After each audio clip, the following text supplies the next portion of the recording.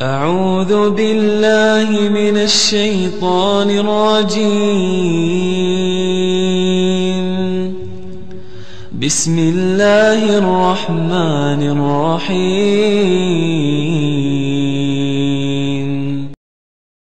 Allah kasih kita 168 jam per pekan. Masa nggak punya waktu 2 jam untuk belajar agama?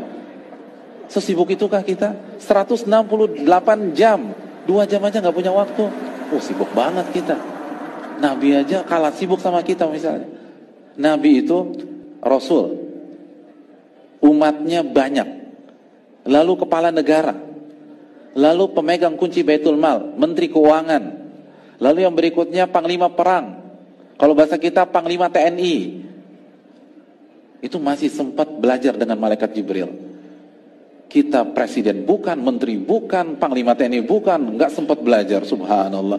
Ini nyari apa sih dalam hidup? Nabi istri 9, kita istri 1, dan banyak yang jomblo nggak ngaji-ngaji. Jadi ini gimana sih? Ini bukan nyari, ini diperbudak dunia. Ini ada yang salah dalam hidup kita.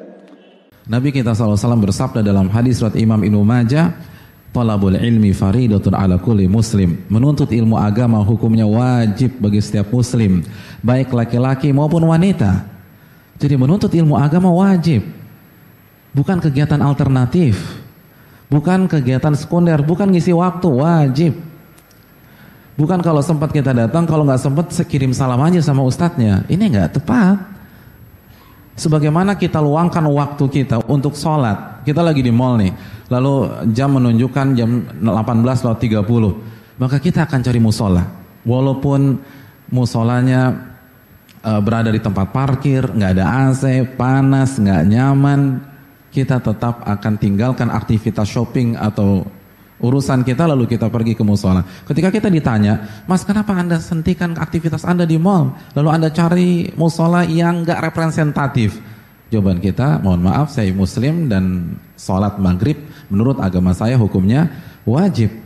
Hadirin, yang mewajibkan sholat maghrib, yang mewajibkan belajar agama, yang mewajibkan mempelajari Al-Quranul Karim, yang mewajibkan mempelajari hadis-hadis Nabi SAW. Talabul ilmi faridatun ala kulli muslim. Menuntut ilmu agama hukumnya wajib bagi setiap muslim. Dan kita tahu bersama dalam surat An-Nur, Allah menjelaskan tentang orang-orang beriman di ayat ke-51, "Innama kana qaulal mu'minin idza du'u ila Allahi wa rasulih liyahkuma bainahum an yaqulu sami'na wa ata'na." Sesungguhnya ucapan, respon orang-orang yang beriman jika diajak kembali kepada Allah dan Rasulnya, agar Rasul menetapkan hukum di tengah-tengah mereka, mereka akan mengatakan sami'na wa ata'na. Kalau nggak ada keutamaan kecuali menuntut ilmu agama wajib, nggak ada alasan untuk kita tidak meramaikan masjid-masjid Allah, mempelajari firman-firman Allah dan hadis-hadis Nabi SAW. Karena orang beriman ketika sudah diwajibkan sami'na wa ata'na. Bismillahirrahmanirrahim. Assalamualaikum warahmatullahi wabarakatuh. Innal hamdalillah nahmaduhu wa nasta'inuhu wa nastaghfiruh wa na'udzu billahi min shururi anfusina wa min sayyiati a'malina. May yahdihillahu fala mudilla lahu wa may yudlil fala hadiya lahu. Asyhadu an la ilaha illallah wahdahu la syarika lahu wa asyhadu anna Muhammadan 'abduhu wa rasuluh. Amma ba'd. Alhamdulillah, rahimani wa rahimakumullah, Bapak dan Ibu-ibu, bersama majelis kajian Al-Fath, guys. Dalam kesempatan kali ini kita akan melanjutkan materi kajian kita, serial kajian Tibbun Nabawi dan pengobatan Arab klasik. Sebagaimana dari poster yang sudah tersebar, pada kesempatan kali ini kita akan membahas yaitu tentang manfaat tebu, Dan yang pertama perlu diketahui bahwasanya tebu tidak termasuk dalam daftar Tibbun Nabawi, tidak termasuk dalam daftar herbal Tibbun Nabawi. Oleh karena itu tidak bisa kita nisbatkan, kita klaim bahwasanya tebu termasuk Tibbun Nabawi. Dan kedokteran Arab klasik membahas tentang tebu, ya, membahas tentang tebu. Dan kaidah apa yang Nabi SAW tidak bahas bukan berarti tidak boleh dikonsumsi, ya, bukan berarti tidak ada manfaatnya, tidak, ada manfaatnya. Dan perlu diketahui pula bahwasanya herbal-herbal yang kita konsumsi itu dibagi menjadi dua. Yang pertama, herbal yang kita konsumsi setiap hari, seperti herbal-herbal dapur, seperti bawang, ya, seperti merica, seperti serai, seperti juga kayu manis, seperti cengkeh, ya, juga kadang juga masuk bayam, seledri, ya, dan banyak sekali yang lainnya. Ini termasuk apa? Tanaman herbal yang dikonsumsi setiap hari, termasuk herbal dapur. Dan itu untuk menjaga keseimbangan kita, untuk menjaga kesehatan kita. Dan ada juga yang berikutnya, herbal yang bukan herbal dapur, akan tetapi herbal ini tidak boleh dikonsumsi setiap hari, ya, tidak boleh dikonsumsi setiap hari. Contohnya seperti herbal yang bukan dapur dan tidak dikonsumsi setiap hari, ya, sebagai misal brotowali, tidak mungkin masuk dapur, ya, karena rasanya yang pahit. Begitu pula kustul hindi, nggak mungkin masuk herbal dapur, tapi dia dikonsumsi ketika dibutuhkan, ketika tubuh membutuhkannya. Ini termasuk herbal-herbal yang tentunya digunakan oleh atau diresepkan oleh mereka-mereka yang merekomendasi atau ahlinya kapan dibutuhkan. Nah, ada pun herbal yang dikonsumsi setiap hari, dia aman, ya, dia tentunya dengan takaran tertentu untuk masak, ya, maka itu masih dalam batas aman. Ada herbal dapur, ya, tapi bisa jadi herbal obat. Ini sebenarnya bisa ditambahkan ketiga. Nah, seperti contohnya bawang pada dosis memasak dia digunakan sedikit, tetapi ketika digunakan untuk mengobati asma maka dosisnya lain lagi. Ada dosis setiap hari, konsumsi setiap hari, dan ada dosis pengobatan, dan itu berbeda.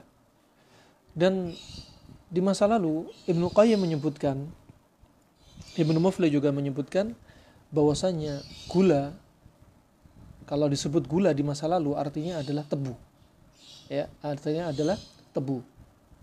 Dan di masa lalu gula ini kata beliau rahimahullah, ya, Ibnu Qayyim dan Ibnu Muflih, wasukkar hadithun lam yatakallam fihi al-mutaqaddimu al-attibba. Dan dulu tanaman tebu ini jarang diperbincangkan pada kedokteran kuno, ya, dan mereka jarang yang tahu.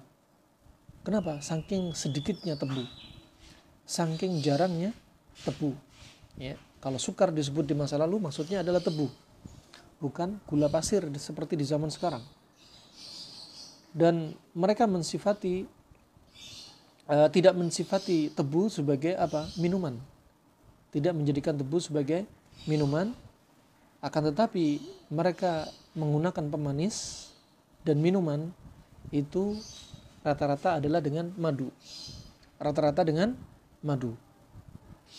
Dan akan tetapi tebu walaupun tidak disifatkan atau tidak digunakan untuk minuman, tetapi ulama-ulama di masa lalu, ahli kedokteran di masa lalu, mereka memasukkan tebu sebagai tanaman herbal. Wa yudkhilunahu fil adwiyah, katanya. Akan tetapi sudah dimasukkan herbal. Bahkan disebutkan dalam Fathul Bari, Aisyah radhiyallahu anha ketika membuat manisan, ya, ketika membuat halawa, di antara bahannya adalah yaitu tebu. tebu. Nah, berarti mereka sudah ada walaupun di negeri Arab yang panas, tetapi tanaman tebu ada.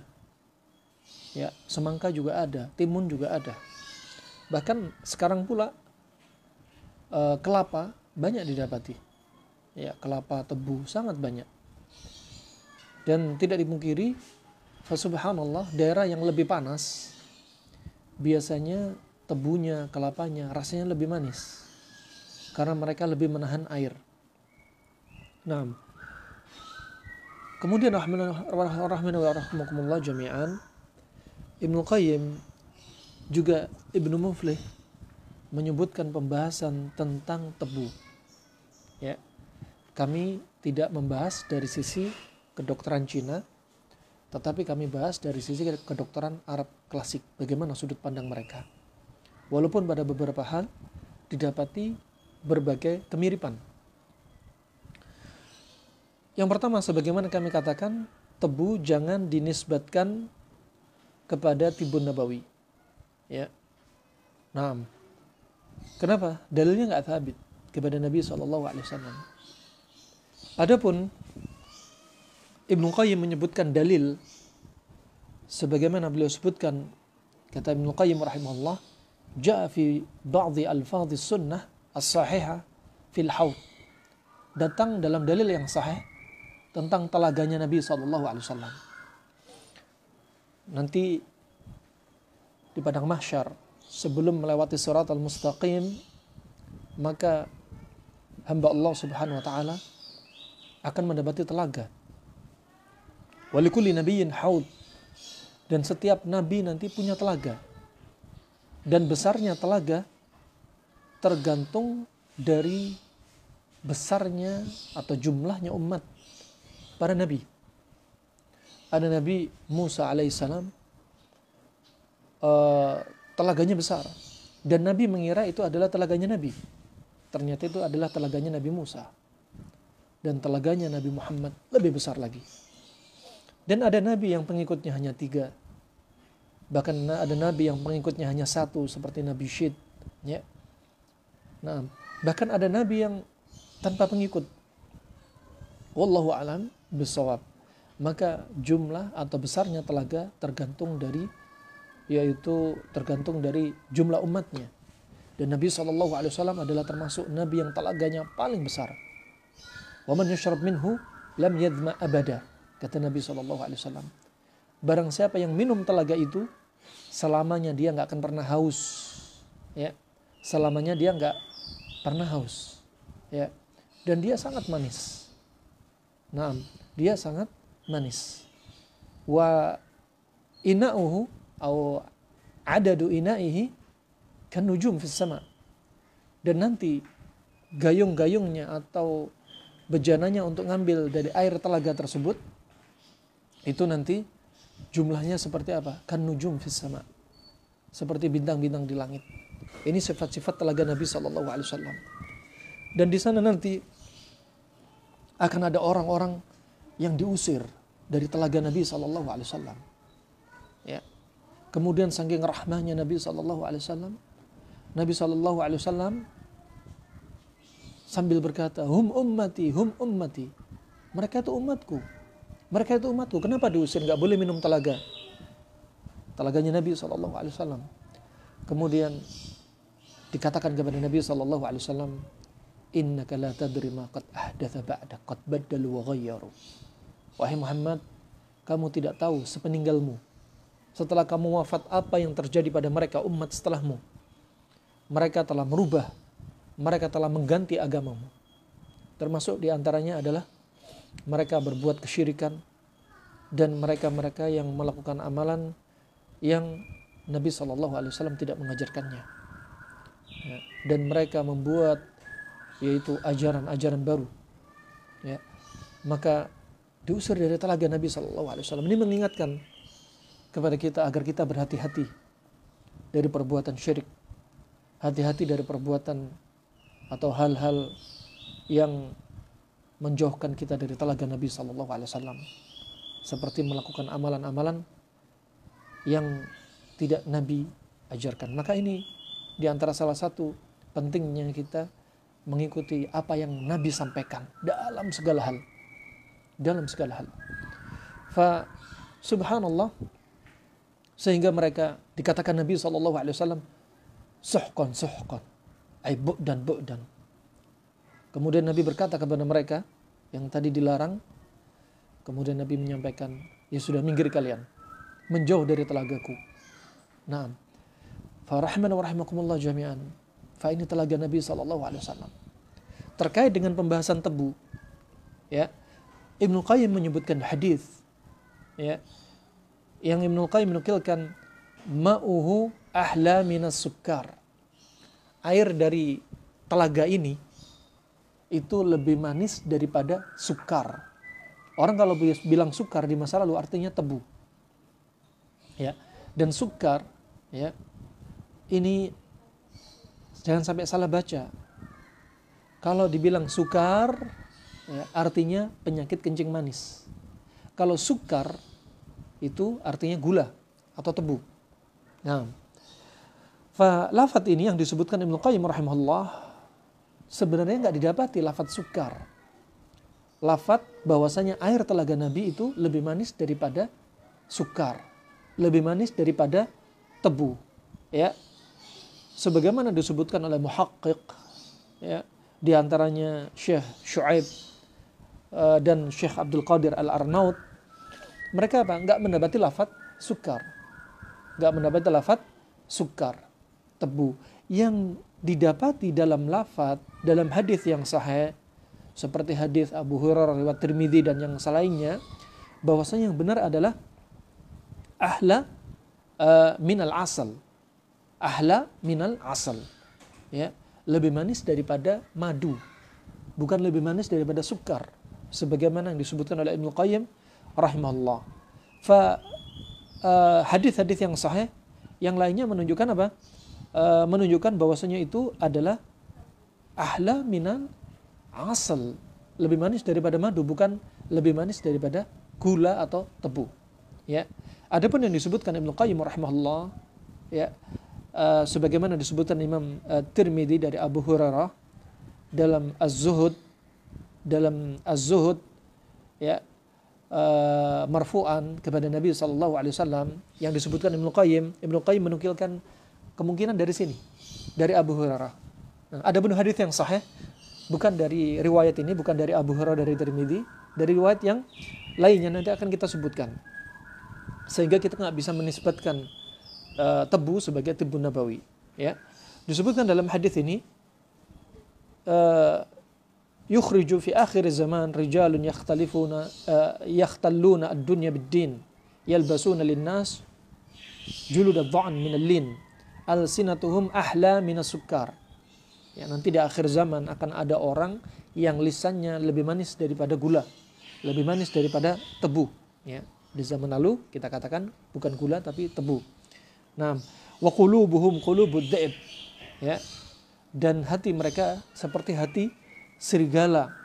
Yaqulullah azza wa jalla, kemudian Allah berkata, abi yaktarun, apakah denganku kalian ini tertipu?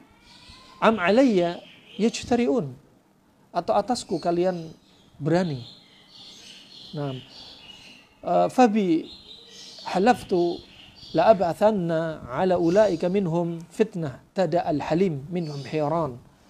Syahidnya di sini adalah lafaz sukar. Lafaz sukar. Hadis ini, ya, adalah hadis yang di dalamnya ada perawi namanya Yahya bin Ubaidillah bin Abdullah bin Muhab. Ya, dia adalah matruk. Ya, dia adalah matruk. Maka hadis ini tidak bisa menjadi dalil. Hadis ini tidak bisa menjadi dalil. Kemudian rahimakumullah jami'an,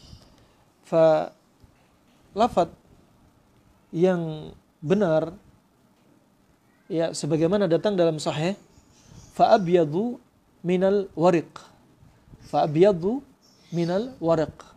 bahwasanya nanti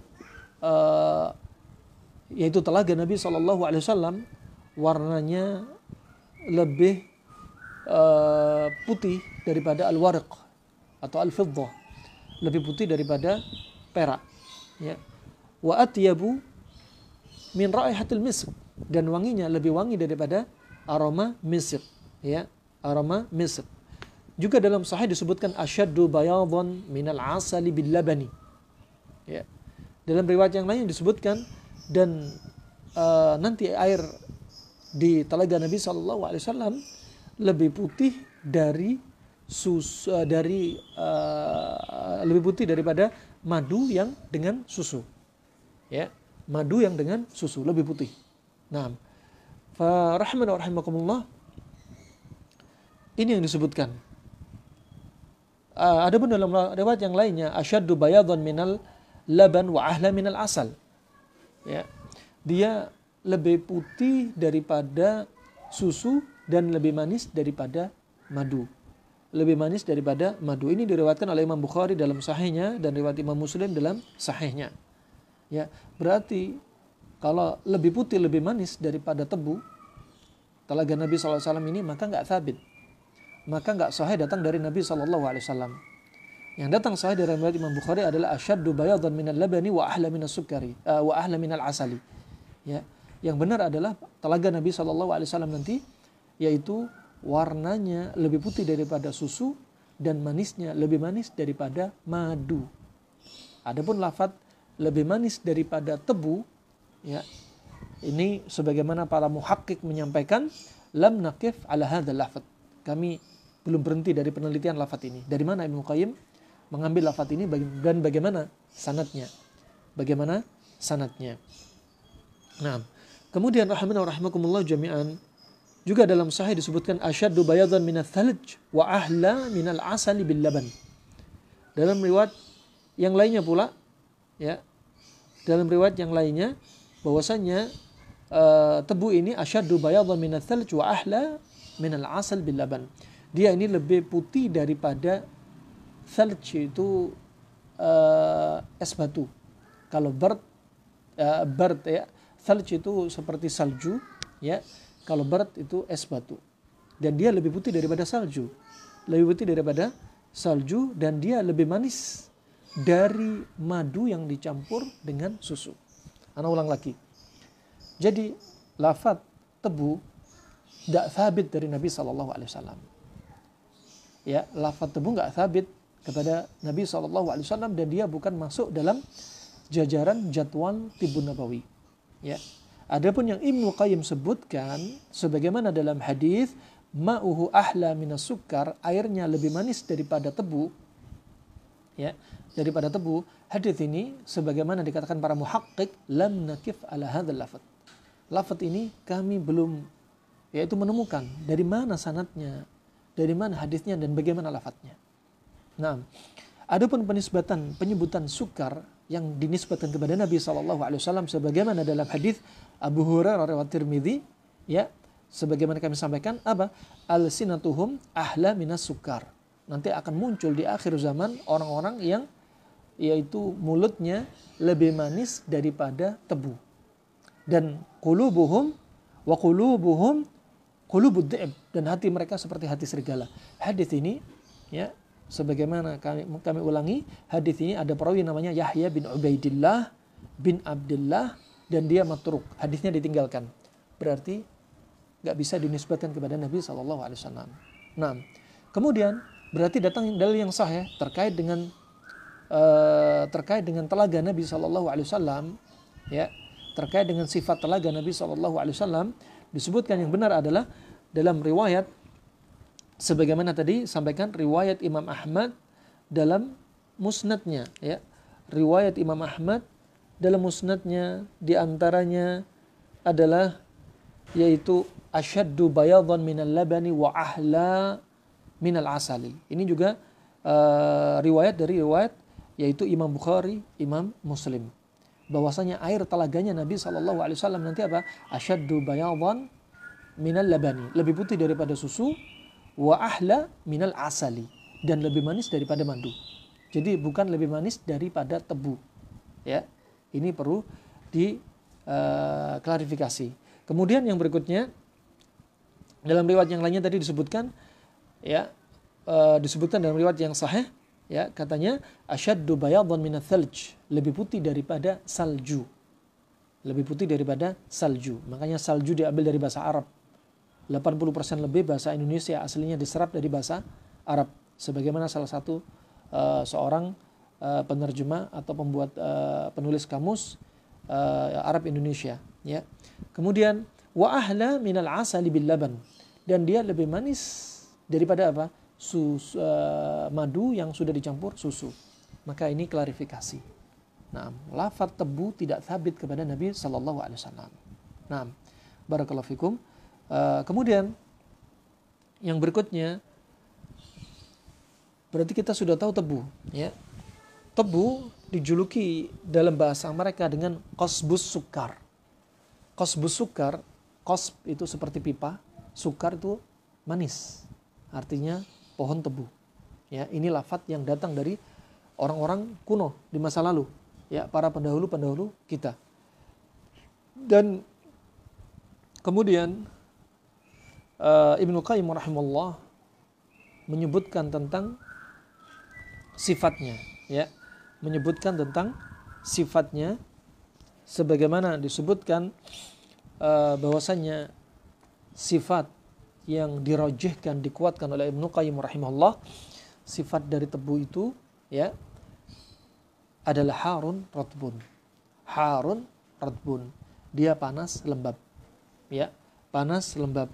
Adapun Ibnu Mufli rahimahullah juga menyebutkan sifatnya dia adalah harun fi akhiri ula. Dia sifatnya panas pada derajat yang paling akhir, ratbun fi ula, dan dia sifatnya lembab pada derajat yang pertama. Nah, dan ada yang berpendapat bahwasanya tebu ini adalah sifatnya baridun, sifatnya dingin, sifatnya dingin.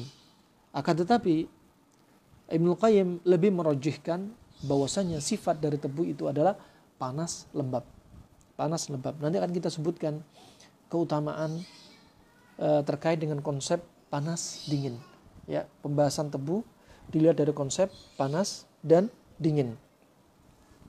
Di sini beliau menyampaikan qasbus sukar.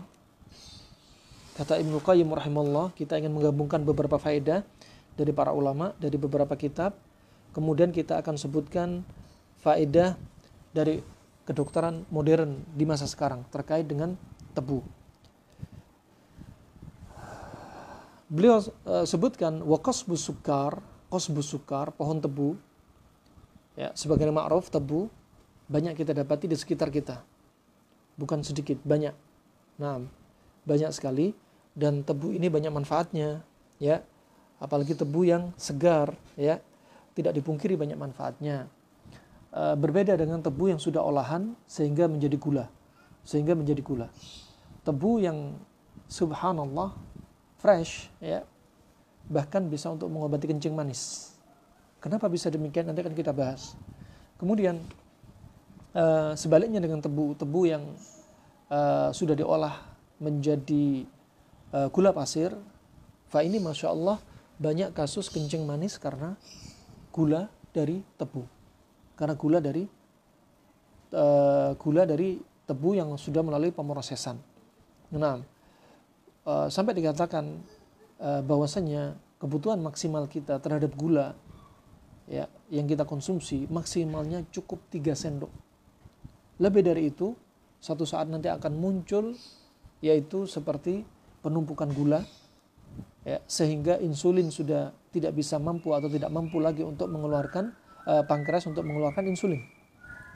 Pada batas tertentu gula ini bisa dibantu dihancurkan insulin melalui pankreas.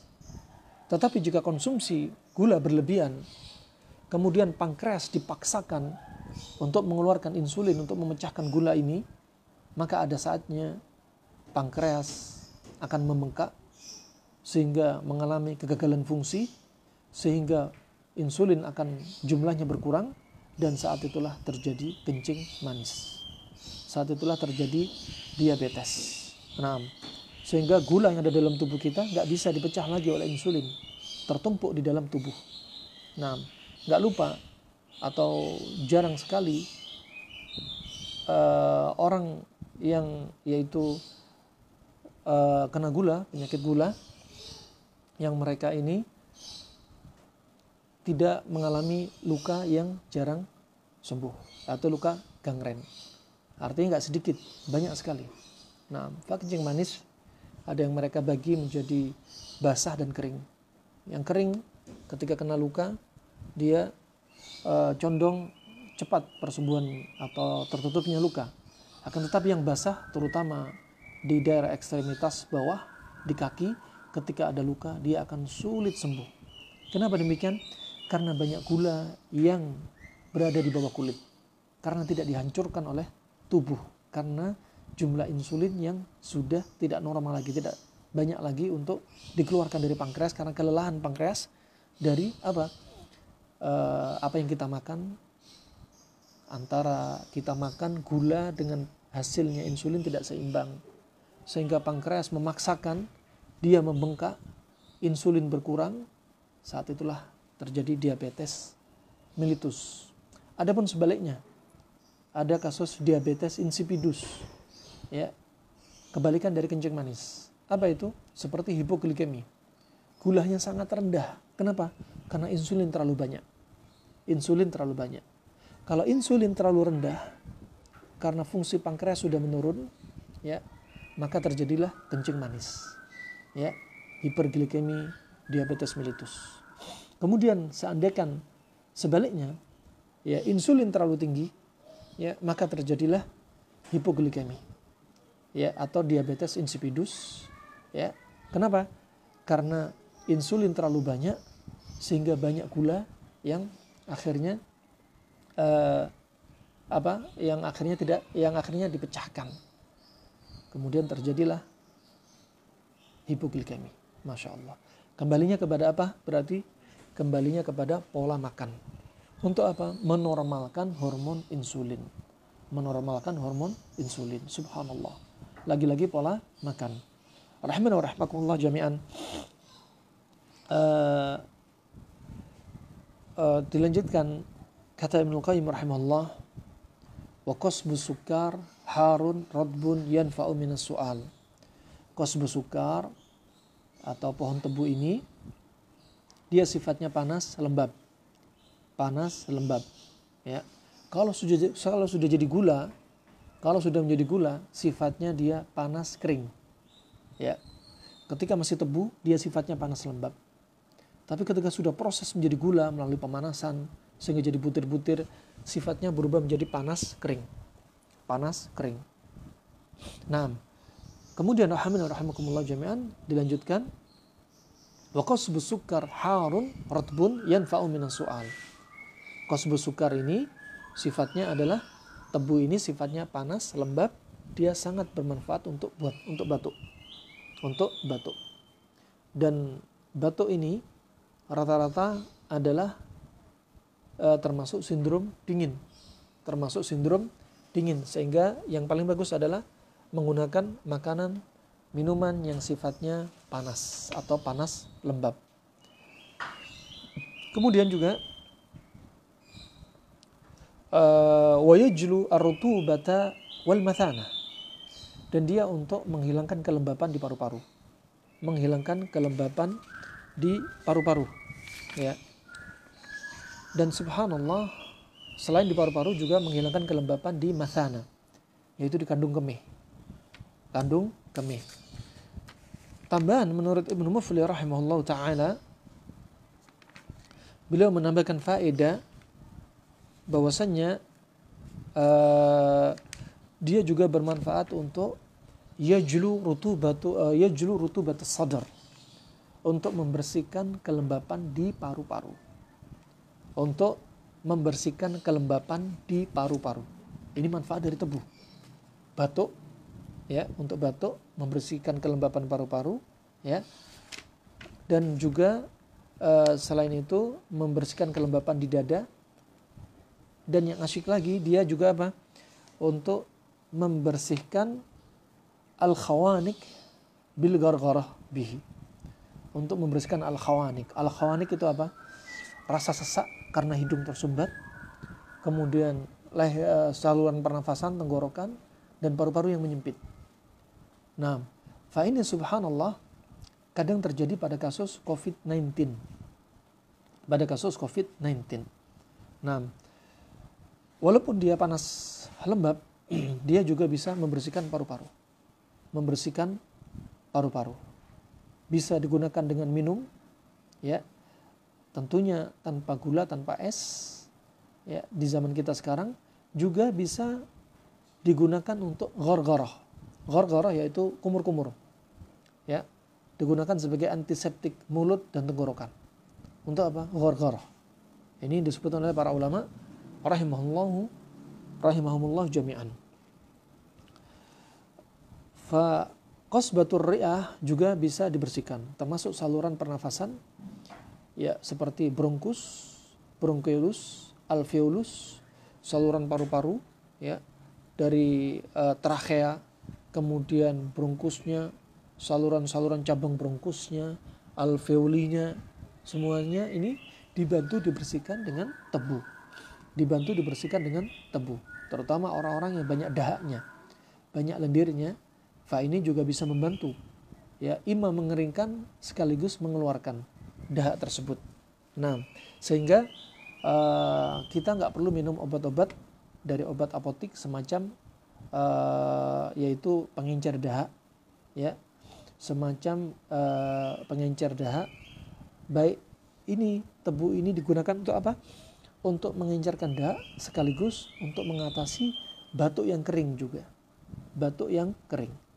Fa subhanallah bisa untuk dua sisi, batuk yang dahak atau batuk kering. Masya Allah, sangat membantu sekali.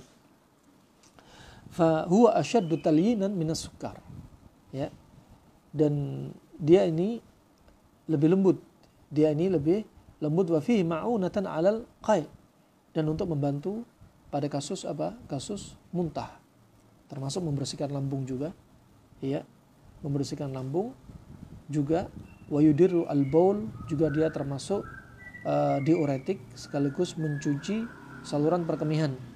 Wa yuzidu fil bah, dan untuk menambah yaitu syahwat pasangan suami istri. Kenapa? Karena sifatnya panas. Qala Affan bin Muslim as-Saffar, berkata Affan bin Muslim as-Saffar, dia termasuk salah satu perawi thiqatun thabat, perawi yang terpercaya. Dia berkata, man massa qasba sukar ba'da ta'amih lam yazal yaumahu ajma'a fi sururih. Nah, kata beliau, barang siapa yang massa qasba sukar, barang siapa yang menghisap kayu tebu, ya, setelah dia memakannya, kemudian dia ngisap, ya, setelah makan dia ngisap tebu. Nah, lam yazal yaumahu ajma' fi sururih, maka senantiasa pada hari itu dia selalu dalam keadaan riang gembira. Dalam keadaan riang gembira. Yaitu apa? Mengurangi stres oksidatif. Masya Allah. Fa ini rahimani wa rahimakumullah jami'an, di antara manfaat tebu, ya, untuk merangsang apa? Hormon kesenangan. Ya, untuk merangsang keluarnya endorfin. Ya, Masya Allah. Bahkan termasuk untuk apa? Munawwim, sebagai yaitu obat alami penenang dan pengantar tidur. Penenang dan mengantar tidur. Nah, maka dengan tebu, Masya Allah. Nah, apalagi rasa manisnya, ya, rasa manisnya pada tebu itu yang juga menenangkan. Wa huwa yanfa'u min khushunatis sadr wal halq idza syuwiya. Dan dia, tebu ini bermanfaat bagi orang-orang yang mengalami khushunatus sadr, yaitu paru-paru yang sudah mulai mengeras, sudah mulai kaku. Wal halq, begitu pula tenggorokan. Ya, tentunya kakunya dada dan tenggorokan, paru dan tenggorokan karena berbagai hal. Seperti apa? Seperti pola makan yang tidak baik. Ya, pola makan yang tidak bagus, seperti katakan kurang sayuran, semuanya isinya karbo dan protein hewani tanpa diimbangi sayuran, ya. kemudian bisa jadi mengeras karena faktor polusi, ya. Kemudian juga bisa mengeras karena dia jarang olahraga, kurang istirahat, ya. Kemudian mengeras juga karena aktivitas dia yang kurang baik, seperti kebiasaan dia merokok, ya. Seperti kebiasaan dia merokok, sehingga paru-paru mengeras. Nah, maka tebu ini sangat bermanfaat dengan cara apa? Syuya. Tebu ini dibakar, ya. Setelah dibakar, kemudian selain dia jadi aroma terapi, keluar aroma yang enak, sekaligus setelah dibakar dia langsung diperas airnya untuk kemudian dikonsumsi. Ini sangat bagus untuk mengatasi paru-paru yang sudah mulai mengeras, tenggorokan yang sudah mulai mengalami pengerasan. Wa yuwallidu rihan daf'uha bi ayyukasyara wa yuksila bima inhar. Dan dia bisa menyebabkan kembung, bisa menyebabkan perut kembung, ya. Rih di dalam perut, ya. Terkadang ada orang yang setelah makan tebu timbul angin di dalam perut. Orang yang siapa? Orang yang tipenya panas. Orang tipe panas ketemu panas akan timbul mual, timbul angin berlebihan, gas, ya. Sehingga gas yang berlebihan inilah yang akan membahayakan justru. Nah, sebagaimana kita ulang-ulang dari ucapan Al-Hafidz Ibnu Hajar dalam Fathul Bari, bahwasanya di antara sebab penyakit mata beliau sebutkan insibabu ahadi akhlaq, karena menumpuknya yaitu satu campuran, satu sifat. Katakan panas ketemu panas. Orang ini tubuhnya panas. Katakan di sini dia konsumsi tebu atau makanan yang lainnya yang sifatnya panas. Panas ketemu panas ini akan menimbulkan apa? Al-abkhar, menimbulkan uap. Ya. Kemudian akan terkumpul di dalam al-ma'idah, terkumpul di dalam perut. Wa idza sa'ada ila dimag, dan kalau naik ke kepala, naik ke kepala, dan inin dafa'a ilal ain, kalau didorong ke mata, dari otak, dari kepala didorong ke mata, maka akan menimbulkan penyakit seperti ramat, yaitu konjungtivitis. Wa inin dafa'a ilal khayashum, kalau didorong ke hidung akan menimbulkan yaitu zukam, ya. Wa inin dafa'a ilal liha wa ilal liha yahdutsu al-masyakil atau muskilah fi al-anf wal khannan. Kalau ternyata uap tadi dari otak terdorong di anak lidah ufula dan terdorong di hidung, maka akan menjadikan masalah hidung, juga khannan, suara ngorok. Wa inin dafa'a ila wa inin dafa'a ila as-sadr, dan kalau didorong ke paru-paru, ahdatha an-nazlah, maka akan timbul penyakit paru-paru atau infeksi paru-paru. Wa inin dafa'a ila al-qalb, dan kalau ternyata arahnya ke jantung, ahdatha syausah, maka akan menimbulkan syausah. Ulama khilaf apa itu syausah. Ada yang berpendapat yaitu pecahnya pembuluh darah jantung. Ada yang berpendapat nyeri perut atau nyeri dada. Fa ini rahimani rahimakumullah, prinsip, ya, jika satu makanan menumpuk, satu jenis sifat ini menumpuk, akan menimbulkan apa? Uap. Akan membahayakan tubuh kita. Nah, kita lanjutkan. Kalau seandainya turun, permisi, sebagaimana sering terjadi pada kaum wanita, kalau turun ke bawah, ini selesai ucapan Al-Hafidz. Maka prinsip di sini juga, kalau turun ke alat vital wanita atau rahim wanita, maka apa? Ahdatha al-fitriyat. Maka akan terjadi apa?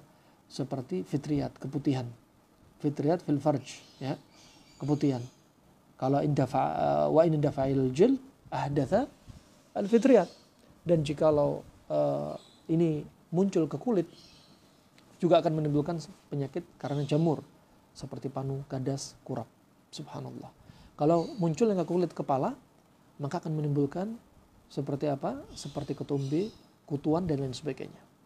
Ya, kutu dan lain sebagainya. Termasuk ke ketiak juga aroma yang tidak enak.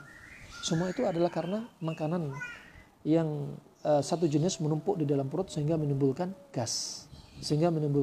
Makanya Ibnu Qayyim rahimahullah, begitu pula Al-Hafidz Ibnu Muflih menyebutkan di antara obat ketombe, obat kutu adalah dengan daun bidara. Kenapa? Daun bidara sifatnya dingin. Buah bidara juga sifatnya dingin. Ini bisa untuk membasmi ketombe, membunuh kutu, mengusir kutu, bahkan telur-telurnya juga. Kenapa demikian? Karena sifat kulit kepala yang panas akan menjadi media yang lembab, yang cocok untuk jamur, ya. Sehingga apa? Penawarnya adalah dengan mendinginkan kulit kepala, ya, mendinginkan kulit kepala, dan diminum untuk mendinginkan dari dalam. Barakallahu fikum. Dan lanjut Al-Hafidz Ibnu Hajar, beliau melanjutkan, jika angin ini nggak bisa keluar, apa kata Al-Hafidz Ibnu Hajar? Yahdutsu as-suda. Jika angin ini nggak keluar akan menimbulkan pusing, ya. Maka ini adalah alamat kapan tubuh kita perlu didetoks.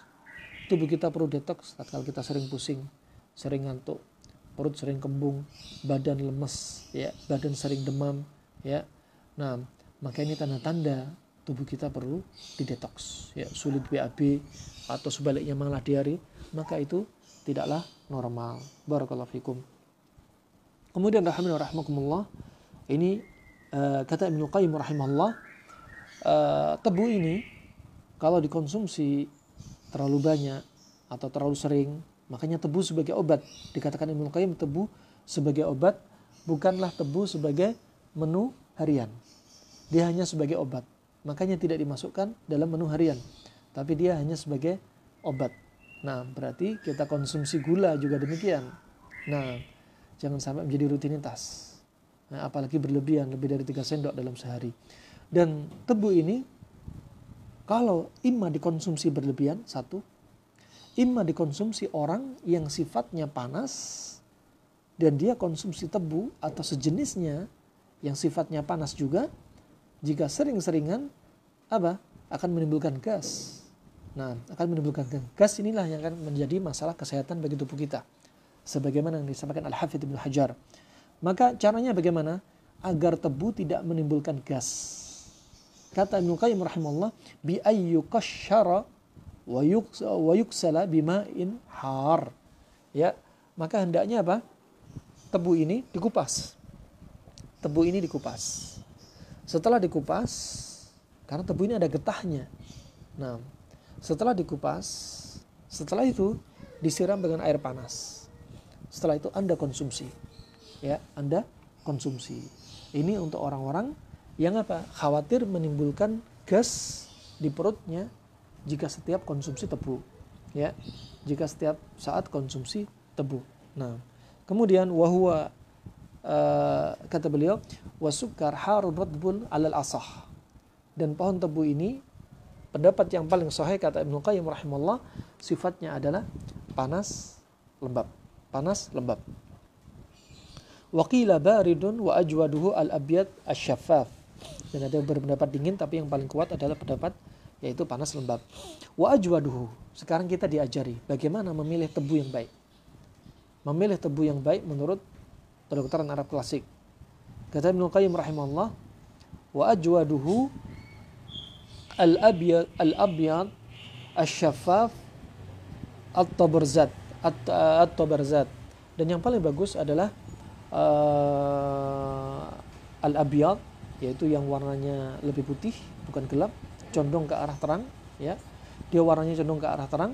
Syaffaf. Syaffaf itu tipis, ya. Dia tipis, sebagaimana disebutkan oleh Ibnu Qayyim rahimahullah. Dan tipisnya at-tabarzat, ya. At-tabarzat itu keras. Ini berarti kriteria tebu yang paling baik. Kami ulang, kriteria memilih tebu yang paling baik. Kalau Anda dapat langsung pohon tebunya, kalau Anda ada kemampuan untuk mendapatkan tempat tebu dan bisa memilih, ya, maka pilihlah yang ini, ya. Satu apa tadi? Yang pertama adalah abyad, warnanya condong ke arah putih, ya, karena ada tebu yang dia semakin gelap, condong ke arah keputihan. Asy-syaffaf, syaffaf itu tipis, ya, dan kering, ya, tipis dan kering, kecil kering, ya. Yang berikutnya at-tabarzat. At-tabarzat ini keras. Ini 3 hal. Jenis tebu yang terbaik. Warnanya ke arah terang, kemudian dia syaffaf, ya, dia tipis kering, ya, nggak terlalu besar.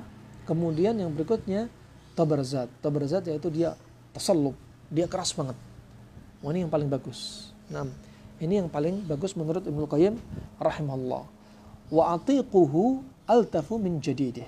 Yang berikutnya kata Ibnu Qayyim, wa atiquhu, yang sudah tua, yang sudah matang itu lebih enak. Ya, rasanya lebih bersahabat untuk tubuh ini daripada yang baru, daripada yang masih muda. Yang tua itu lebih dipilih daripada yang muda untuk tebu, dan dia semakin keras. Wa idza tubikha, kemudian cara berikutnya, ya tadi sudah ada dibakar atau dipanggang, tebunya dipanggang. Untuk apa? Untuk melunakkan paru-paru dan melunakkan tenggorokan, ya dipanggang. Kemudian yang berikutnya ini cara lain, ya. Jadi cara yang lainnya juga apa? Kalau khawatir timbul angin, tadi disiram air panas, dikuliti disiram air panas. Yang berikutnya wa idza tubikha wa nuzi'at raghwatuh, kalau tebu ini direbus, kemudian raghwahnya, busahnya itu dibuang, ya, sakkana al-atash was-su'al, maka sebagai apa? Sebagai penenang atau penghilang dahaga dan untuk supresinya batuk, ya, untuk menekan batuk. Masya Allah.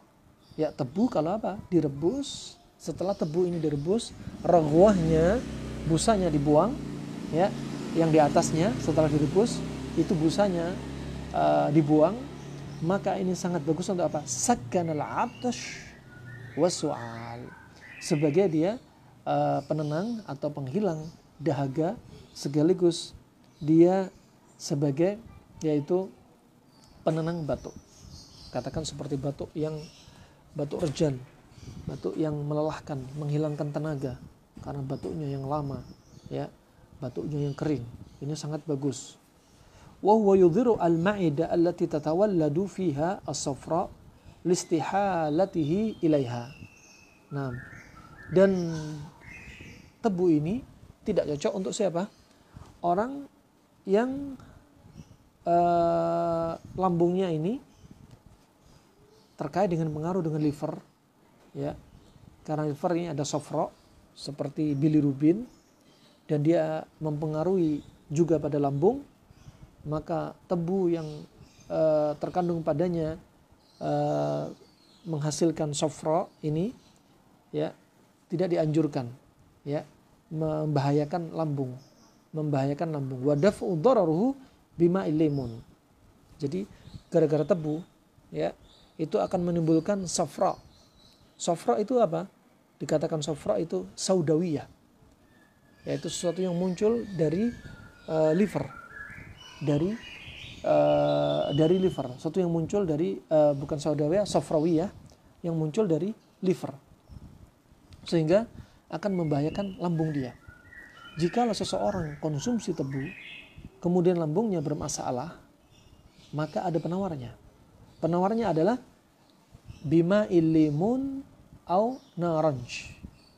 Penawarnya adalah dengan yaitu jeruk, ya, dengan jeruk, ya, atau dengan naranj. Ya, apa itu naranj? Naranj yaitu seperti citrus aurantium atau dikenal dengan jeruk pahit. Ya, dua-duanya, jeruk lemon, jeruk pahit, itu sifatnya kira-kira apa? Sifatnya dingin. Dia masam, tapi sifatnya dingin. Ya, masam, tapi sifatnya dingin. Ini Masya Allah, sering kita dapati seperti ini. Makanya rata-rata yang manis, itu sifatnya panas. Kurma manis, tebu manis. Ini contoh, sifatnya panas. Dan tebu yang sifatnya panas ini, dikasih penawar jika dia mengalami masalah, katakan setelah konsumsi tebu, lambungnya sakit, lambungnya terasa panas, kemudian tenggorokan gatal, kemudian gigi ngilu.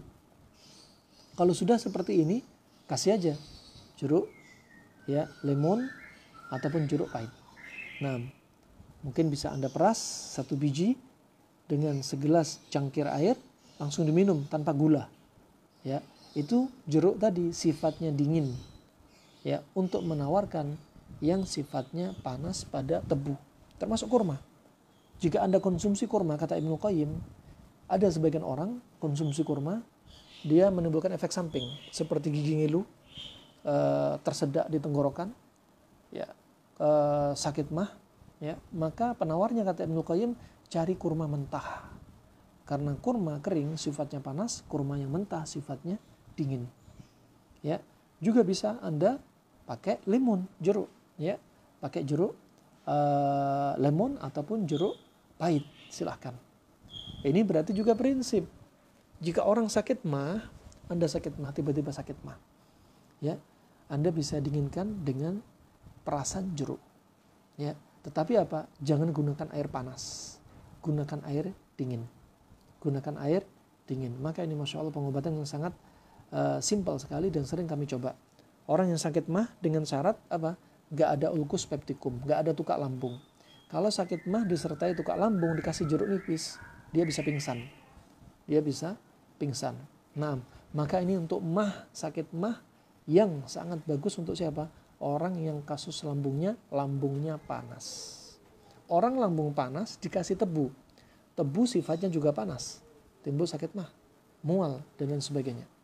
Maka jeruk lawannya. Karena jeruk ini sifatnya dingin. Jeruk lemon atau jeruk pahit. Kemudian rahimakumullah juga bisa penawarnya pakai apa? Ar-rumman al-lafan.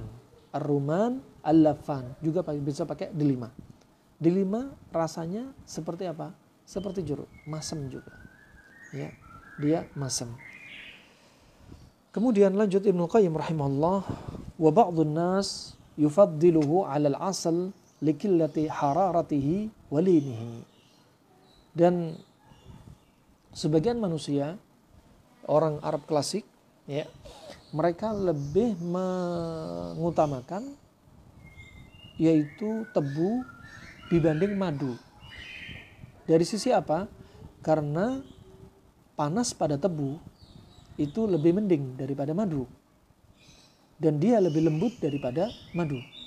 Ini dalilnya mereka. Dalilnya mereka.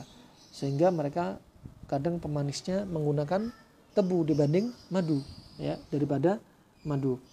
Wa hadza tuhamil minhu 'alal 'asal. Nah, fa inna manafi' al-'asal adhaf manafi' sukar. Padahal manfaatnya tebu itu lebih banyak daripada manfaatnya madu lebih banyak daripada tebu. Nah, enggak dipungkiri.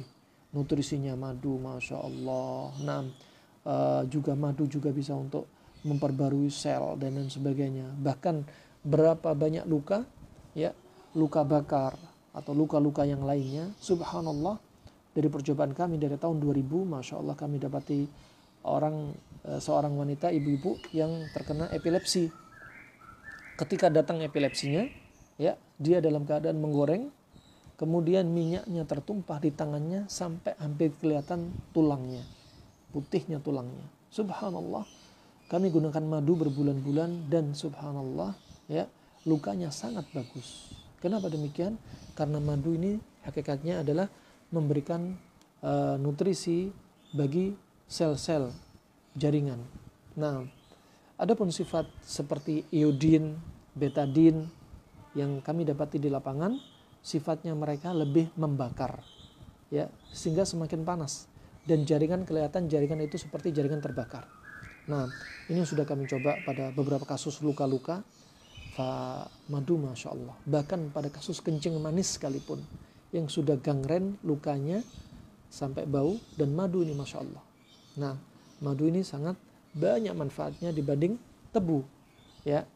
Tetapi sebagian kedokteran klasik melihat dia tebu lebih baik daripada madu, dilihat dari sisi panasnya lebih mending, itu saja. Panasnya lebih mending, itu saja.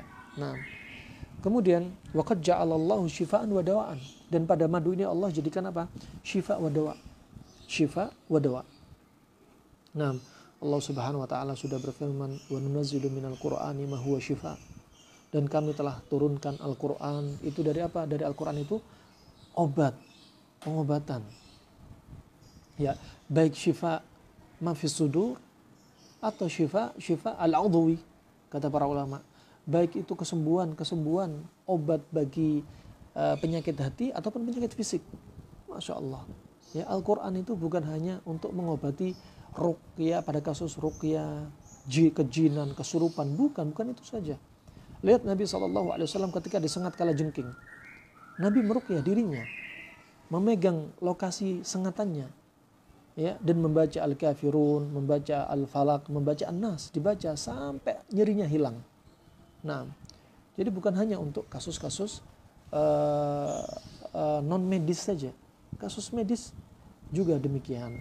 Fasubhanallah, ketika Nabi sakit, Nabi sambil membaca, meletakkan pada daerah yang sakitnya, tangannya diletakkan pada daerah yang sakitnya, kemudian Nabi membaca, ya, Bismillah, Bismillah, Bismillah 3 kali, A'udzubillahi wa qudratihi min syarri ma ajidu hadir sampai 7 kali. Ya, ini menunjukkan bahwasanya apa-apa zikir ini, termasuk dzikir, inti dari zikir Al-Quran itu bukan hanya untuk penyakit hati, penyakit jiwa juga, fisik juga. Bahkan saudara-saudara kami yang mereka terkonsentrasi dengan bidang mereka dalam ilmu ruqyah, ada di antara orang-orang yang dia menderita stroke dan dia sembuh dengan ruqyah, dengan izin Allah Subhanahu wa taala. Dan ini tidak bisa dipungkiri. Dan itu terjadi.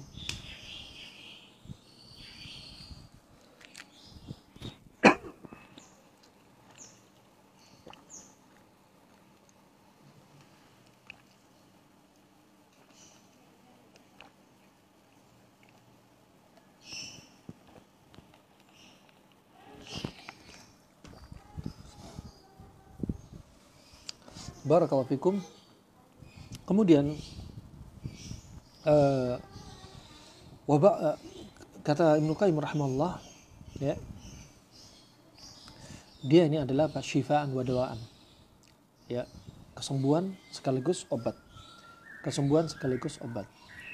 Farahman rahmakumullah, kami sampaikan Al-Quran itu bukan hanya untuk penyakit hati, bukan hanya untuk mengobati jin dan kesurupan, bahkan bisa mengobati fisik, bahkan bisa mengobati kasus fisik. Sebagaimana kami sampaikan tadi, Nabi SAW disengat kala jengking. Beliau meruqyah, pertama beliau menganjurkan sahabat, meminta kepada sahabat untuk dihadirkan air dengan garam untuk mendinginkan sifatnya racun yang panas dan menarik racun, yaitu enzim protein racun tadi masuk dalam tubuh sehingga diikat oleh garam untuk keluar. Kemudian beliau baca Al-Kafirun, Al-Falaq dan An-Nas sampai sakitnya hilang, sampai nyerinya hilang. Begitu pula ketika sakit, memegang daerah yang sakit sambil beliau baca Bismillah, Bismillah, Bismillah, A'udzubillahi wa qudratihi min syarri ma ajidu hadir. Diulangi, yang kedua ini diulangi sampai 7 kali. Nah, juga selain itu dia syifa untuk masalah-masalah kita. Nah, berapa banyak masalah rumah tangga muncul? Coba kalau kita koreksi, mereka bisa jadi karena jarang baca Al-Quran, ya, baca Al-Quran. Nah, untuk menghilangkan masalah-masalah Anda juga, Masya Allah, untuk menenangkan hati Anda juga. Nah, dan bukan hanya dibaca, diamalkan, difahami maknanya. Dengan membaca Al-Quran, kita bisa berakhlak dengan yang ada di dalam Al-Quran. Sebagaimana Nabi SAW pernah ditanya Aisyah radhiyallahu anha dari akhlak Nabi, wa kana akhlaquhu Al-Quran, dan akhlaknya Nabi SAW adalah Al-Quran. Kemudian wa idaman wa halawatan, dia juga bisa menjadi lauk. Tebu ini bisa menjadi lauk. Wa halawatan, juga bisa menjadi manisan, permen, ya, diolah, direbus sampai akhirnya mengental dan jadi manisan. Dan tentunya ini lebih sehat daripada manisan-manisan permen yang ada di pasaran, yang bahannya rata-rata adalah pemanisnya menggunakan aspartam, yang padahal Amerika sekarang sudah melarang pemanis berupa aspartam. Sebagaimana disampaikan saudara kami, salah seorang dokter spesialis anak, ya, ada anak kecil umur 12 tahun sudah terkena serangan stroke. Ya, setelah mereka teliti apa sebabnya, ternyata karena minuman atau segala sesuatu makanan-makanan instan yang terkandung padanya aspartam. Yang mana aspartam ini diantara efeknya adalah yaitu menyebabkan pembuluh darah di otak semakin menyempit, sehingga kebutuhan oksigen di otak semakin sedikit, terjadilah iskemia, otak kurang oksigen. Nah, terjadilah stroke. Subhanallah, bahaya. daripada bikin manisan, mending Anda bikin manisan dari tebu, direbus sampai jadi manisan tebu. Atau bisa jadi apa tadi? Idaman. Makanya tadi kata Affan bin Muslim As-Saffar, dia mengatakan man massa as-sukar ba'da ta'amih. Barang siapa yang menghisap tebu setelah dia makan, ya, lam yazal yaumahu ajma' fi sururih. Maka senantiasa dia, keseharian dia, hari itu dia apa? Terkumpul rasa senang pada dirinya. Nah, rasa senang pada dirinya. Dan ini untuk mengurangi apa? Untuk mengurangi stres oksidatif. Nah, dia merangsang apa? Endorfin untuk keluar, hormon kesenangan keluar. Nah, ini Masya Allah. Nah, tebu ini ternyata asyik sekali kalau dikonsumsi untuk orang-orang yang sedang mengalami kesedihan, ya, untuk orang-orang yang sedang butuh apa? Hiburan. Termasuk ada makanan yang bagus di sini. Jangan bilang tibu nabawi, tapi kedokteran Arab klasik menggunakan apa? Tebu. Setelah makan, Anda makan diisep. Nah, ini beberapa saudara kita, ada saudara kita juga yang Masya Allah setiap hari pakai konsumsi ini. Habis makan diisep, ngisep tebu, makan ngisep tebu. Nah, tapi lihat kondisi tubuh dia. Kalau tubuh dia sudah panas, maka jangan terlalu banyak mengkonsumsi tebu. Nah, kemudian wa aina naf'us sukar min manafi'il asal. Yang kalau dibandingkan tebu dengan madu, ya jauh beda. Tentunya jauh beda. Nah, tetapi mereka lebih mengutamakan tebu. Kenapa? Tebu nggak terlalu panas sebagaimana panasnya madu. Dia panasnya lebih mending, lebih jinak. Di antara manfaatnya, manfaat tebu dibandingkan madu, ya, disebutkan Ibnu Qayyim rahimahullah, dari sisi apa dibilang tebu lebih manfaat daripada madu? Nah, dari sisi bukan dari pendalilan Al-Quran, bukan. Jelas, kalau Al-Quran sudah menjelaskan bagaimana apa yang keluar dari perut lebah. Jelas. Nah, keluar dari perut lebah, baik itu madunya, baik itu air liur lebahnya. Nah, maka yang dimaksudkan di sini adalah diantaranya yaitu dari sisi apa? Manfaat untuk beberapa kasus. Contoh, min taqwiyatil ma'idah, untuk menguatkan lambung. Tebu ini Masya Allah panas lembab, tapi manfaatnya menguatkan lambung. Begitu pula jahe. Jahe itu panas lembab, tapi dia menguatkan lambung. Ya, menguatkan lambung. Padahal ini panas. Nah, adapun situ ada jeruk. Jeruk ini sifatnya dingin walaupun dia masam. Ya, dingin walaupun dia rasanya masam. Nah, kecuali tadi jeruk jangan dikonsumsi untuk orang-orang yang mengalami tukak pada lambung. Kemudian di antara manfaatnya pula watalyinu taba'. Watalyinu taba', dan dia untuk melunakkan taba'. Taba' apa? Tabiat pada tubuh. Tabiat pada tubuh dari sifat yang ada dalam tubuh, ya. Baik itu nanti terkait dengan madah imtilaiyah atau mizajiyah. Ya, imtilaiyah atau mizajiyah. Imtilaiyah seperti apa? Damawiyah, terkait dengan jantung, ya, kemudian sofrawiyah terkait dengan liver, kemudian saudawiyah terkait dengan limpa, dan balghamiyah terkait dengan otak misalkan, dan imtilaiyah terkait dengan panas, lembab, kering, dingin. Nah, wallahu a'lam bishawab. Kemudian wa ihdadul basar, dan tebu ini bagus untuk apa? Untuk menguatkan pandangan mata, untuk menajamkan pandangan mata dengan menggunakan tebu. Kita katakan tebu bukan klaim, bukan masuk tibu nabawi, tapi dia masuk pengobatan Arab klasik. Kenapa? Karena dia membersihkan apa? Lambung. Dahak-dahak kotoran di lambung dibersihkan dengan tebu. Juga disebutkan Ibnu Qayyim di antara untuk menjernihkan mata dengan apa? Terapi istiqa, terapi muntah. Di antara manfaat terapi muntah menguatkan pandangan mata karena membersihkan lendir di lambung dengan cara merangsang anak lidah, dirangsang untuk memuntahkan apa yang ada di dalam lambung. Adapun yang datang dari Nabi SAW sebagaimana riwayat Abu Daud, disahkan Syekh Albani rahimahullah dalam Sahih Abi Daud, kata Nabi SAW, menggunakan apa? Di antaranya batu ismid. Ya. Khairu iktihalikum al-ismid. Sebaik-baik kalian menggunakan celak adalah celak ismid, dari batu ismid yang dia warnanya hitam condong ke arah kemerahan. Ya. Dan didapati banyak di negeri Hijaz. Dan kata beliau sallallahu alaihi wasallam, fa innahu yajlu al-basar wa yumbitu asy'ar. Karena dia untuk apa? Menjernihkan mata dan menumbuhkan rambut. Ini yang datang dari Nabi sallallahu alaihi wasallam. Ada datang dari Nabi, katakan dari Nabi, yang bukan dari Nabi berarti ya cukup katakan dari disiplin ilmu kedokteran yang lainnya. Kemudian wajila'ud dzulmatihi. Juga di antara manfaatnya adalah untuk menjernihkan yaitu pandangan buram atau kabur pada mata. Buram atau kabur pada mata. Nah, coba dilihat di sini masih ada kaitannya. Buram dan kabur pada mata juga sekaligus dia untuk mengatasi katarak. Yaitu buram pada mata di antara sebab katarak.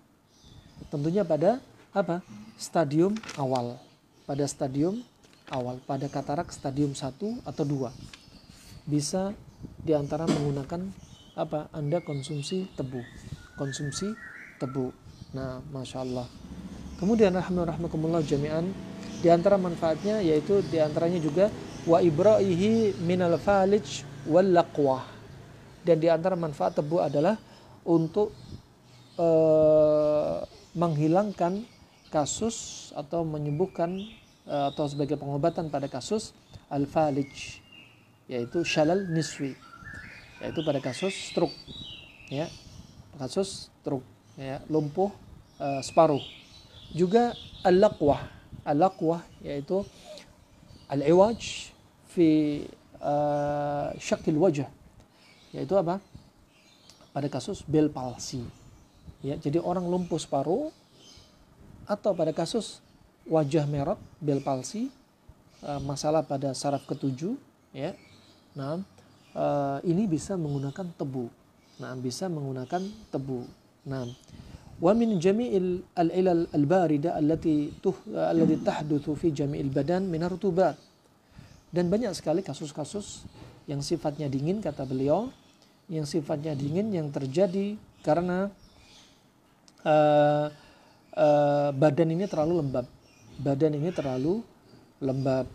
Nah, fayajdibuha min qa'ril badan, sehingga panasnya tebu ini untuk mengisap atau mengeluarkan kelembapan tadi min qa'ril badan, dari tubuh atau badan yang yaitu dalam, dari tubuh yang atau organ yang dalam. Wa min jami'il badan, dan dari semua badan. Wa hifdzu sihhati tasminihi wa taskhinihi. Ya. Dan termasuk penjagaan kesehatan adalah di antaranya memanaskan. Memanaskan apa? Sesuatu yang lembab. Memanaskan sesuatu yang sudah lembab biar kelembapan ini terbakar. Biar kelembapan ini terbakar. Wa ziyadati fil bah, dan di antaranya untuk menambah al-bah, yaitu al-bah. Dan menambah al-bah yaitu menambah hubungan pasutri, suami istri atau syahwatnya. Wa tahlil wal jila, dan juga untuk membersihkan apa unsur-unsur yang ada di dalam tubuh, membersihkan unsur-unsur sisa-sisa ekskresi di dalam tubuh. Ya, maka sangat bagus sekali ini manfaat tebu. Wa fathu afwahi al-uruq, dan di antara manfaat tebu adalah untuk membuka atau melebarkan pembuluh darah kita. Nah, pembuluh darah kita bisa jadi tersumbat karena apa? Karena efek dari LDL yang tinggi. Ya, kalau orang sebut ya dengan sebutan lemak jahat, ya, lemak jahat. Nah, mereka sebut demikian. Nah, kemudian dia akan menyebabkan plak-plak di dalam pembuluh darah. Ini pembuluh darah, kemudian nempel, ya. Nempel di sini, LDL ini jadi plak-plak. Nah, sehingga semakin yang tadinya besar karena plak-plaknya nempel akan semakin menyempit. Ini jadi masalah, ya. Terutama kalau di otak, kebutuhan oksigen di otak berkurang, ya. Dimulai dengan gejala sering menguap, dimulai dengan gejala sering ngantuan, ya, atau juga disertai dengan gejala sering lupa, dan ujung-ujungnya bisa sampai terjadi stroke. Dan kemudian masalah yang berikutnya adalah pembuluh darah tidak elastis lagi. Kenapa? Terutama karena makanan berupa lemak yang jenisnya trigliserid akan membuat pembuluh darah kaku. Dan ini tebu, subhanallah, untuk membersihkan plak, ya, membersihkan saluran dan sumbatan-sumbatan, sekaligus untuk apa? Sekaligus untuk melenturkan pembuluh darah. Wah, ini penting, ya. Karena banyak kasus penyakit itu karena 3 hal. Satunya karena ekses, sesuatu yang berlebihan di dalam tubuh. Suatu berlebihan dalam tubuh seperti apa? Ya, penyakitnya orang-orang zaman sekarang. Penyakitnya orang di masa lalu, orang-orang terdahulu, ya, di zaman Nabi, setelahnya atau sebelumnya, penyakit apa? Penyakit defisiensi, kekurangan. Ya, kekurangan. Sehingga banyak didapati juga kasus busung lapar. Ya, busung lapar, kurang nutrisi ini dan itu. Tetapi di zaman sekarang sebaliknya, ekses ini yang banyak. Banyak makan, banyak tidur, numpuk materi di dalam tubuh, sehingga muncullah kasus ekses. Jadi ada kasus ekses karena kebanyakan, ada kasus defisiensi, kekurangan. Dan yang ketiga, kasus stagnasi, penyumbatan. Dan ini subhanallah tebu untuk mengatasi kasus yang ketiga ini, Masya Allah, sangat membantu. Karena kasus stagnasi. Nah, terutama hati-hati bagi kita yang sering mengkonsumsi makanan-makanan yang manis dan pekat. Makanan manis dan pekat akan menyebabkan potensi terjadinya stagnasi peredaran darah. Stagnasi peredaran darah. Dan ini tebu ini, ya, dia manis dan tidak terlalu pekat, ya, lebih condong ke arah encer, ya, lebih condong ke arah encer. Barakallahu fikum. Kemudian watangkiyatil mi'ah, dia juga bagus untuk membersihkan lambung dan usus, ya. Lambung dan usus, ya, semakin kita tua maka semakin bertambah umur, sejalan dengan itu akan semakin bertambah pula plak-plak, kotoran-kotoran di usus. Terlebih semakin jeleknya kebiasaan makan kita, dia akan semakin bertambah plak-plak. Sekali-kali kalau Anda ingin semakin sayang dengan usus Anda, dengan diri Anda, sekali-kali lakukan yaitu endoskopi. Masukkan kamera ke usus kita, lihat usus kita kayak apa. Warnanya putih kah, kuning kah, hijau kah, coklat kah, hitam kah, sehingga kita lebih sayang. Karena umur kita nggak seperti kita masih muda dahulu. Mungkin ketika kita SMP, SMA, kita tidak ada aturan makan, bagaimana makan. Tapi ketika usia 40, ya, organ kita sudah berkurang, pencernaan sudah berkurang fungsinya, saraf sudah berkurang, jantung sudah berkurang, ginjal penyaringannya sudah berkurang, liver sudah berkurang, ya. Kemudian juga otak kita nggak seperti dulu lagi, ya, mata kita sudah nggak seperti dulu lagi. Nah, makanya Allah berfirman dalam surat Al-Ahqaf, ya, ayat yang ke-15, wa idza balagha asyudda wa balagha 40 sanatan, jikalau umur kamu sudah sampai asyuddah. Kata Ibnu Abbas mentafsirkan ayat ini, asyuddah yaitu umur-umur 33, umur yang mana kita dulu sekuat-kuatnya, tenaga kita kuat, ya, kita betul-betul prima, wajah yang lebih mungkin glowing pada waktu itu, lebih sempurna pada waktu itu, kekuatan, keperkasaan, kemudian kesempurnaan kulit dan lain sebagainya. Aw balagha 40 sanah, atau ketika umur 40. Makanya umur-umur itu umur yang sudah kita harus introspeksi diri. Introspeksi diri apa? Dosa-dosa kita. Introspeksi diri apa? Kesehatan kita dong. Ya, nah, karena kita ingin apa? Ibadah dalam keadaan sehat selalu, istiqomah. Istiqomah dibantu dengan apa? Kita tetap sehat. Di antaranya pola makan. 90% penyebab penyakit adalah makanan.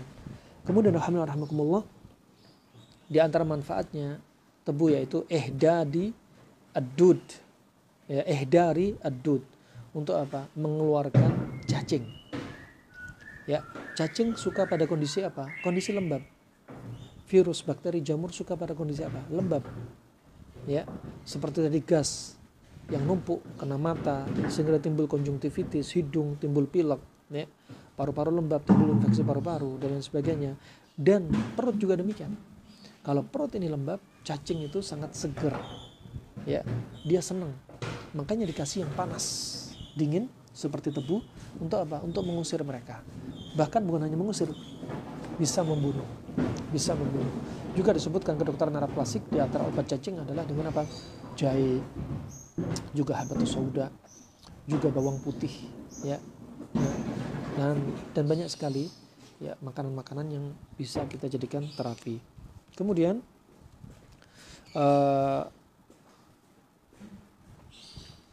alhasil kata Ibnu Qayyim bil jumlah fala syai'an fa minhu lil badan. Sampai bagusnya manfaat tebu ini sampai beliau dengan balaghahnya menyampaikan ya enggak ada yang lebih manfaat daripada tebu. Coba. Ini hanya balaghah saja. Nah, ada yang manfaat lebih manfaat dari tebu ada sebenarnya, tapi saking banyak manfaatnya beliau mengucapkan seperti ini. Wa fil ilaj wa ajz al adwiyah. Ketika kapan? Ketika untuk pengobatan atau ketika obat itu lemah. Ya, tebu ternyata menjadi pilihan.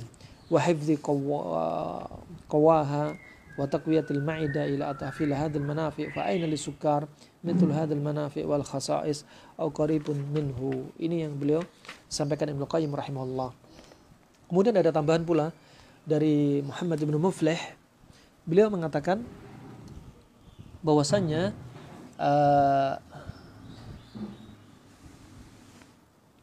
di antara manfaat yang lainnya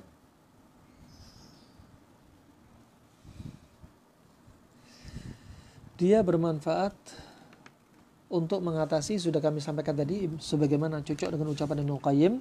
Ibnu Qayyim menyebutkan tadi bahwasannya di antara manfaat tebu adalah talyinut tiba' wa ihdadil basar wa jila'id dhulumatih. Ya, wa jila'id dhulumatih. Ya, di antara manfaat tebu adalah menajamkan pandangan mata, juga untuk menjernihkan buram atau kegelapan pada pandangan mata. Kemudian Ibnu Muflih menyebutkan wa yanfa'u minal bayat ar-raqiq alladhi fil 'ain. Dan ini juga bermanfaat untuk apa? Putih yang tipis yang ada di mata, maksudnya di pupil. Yaitu apa? Katarak.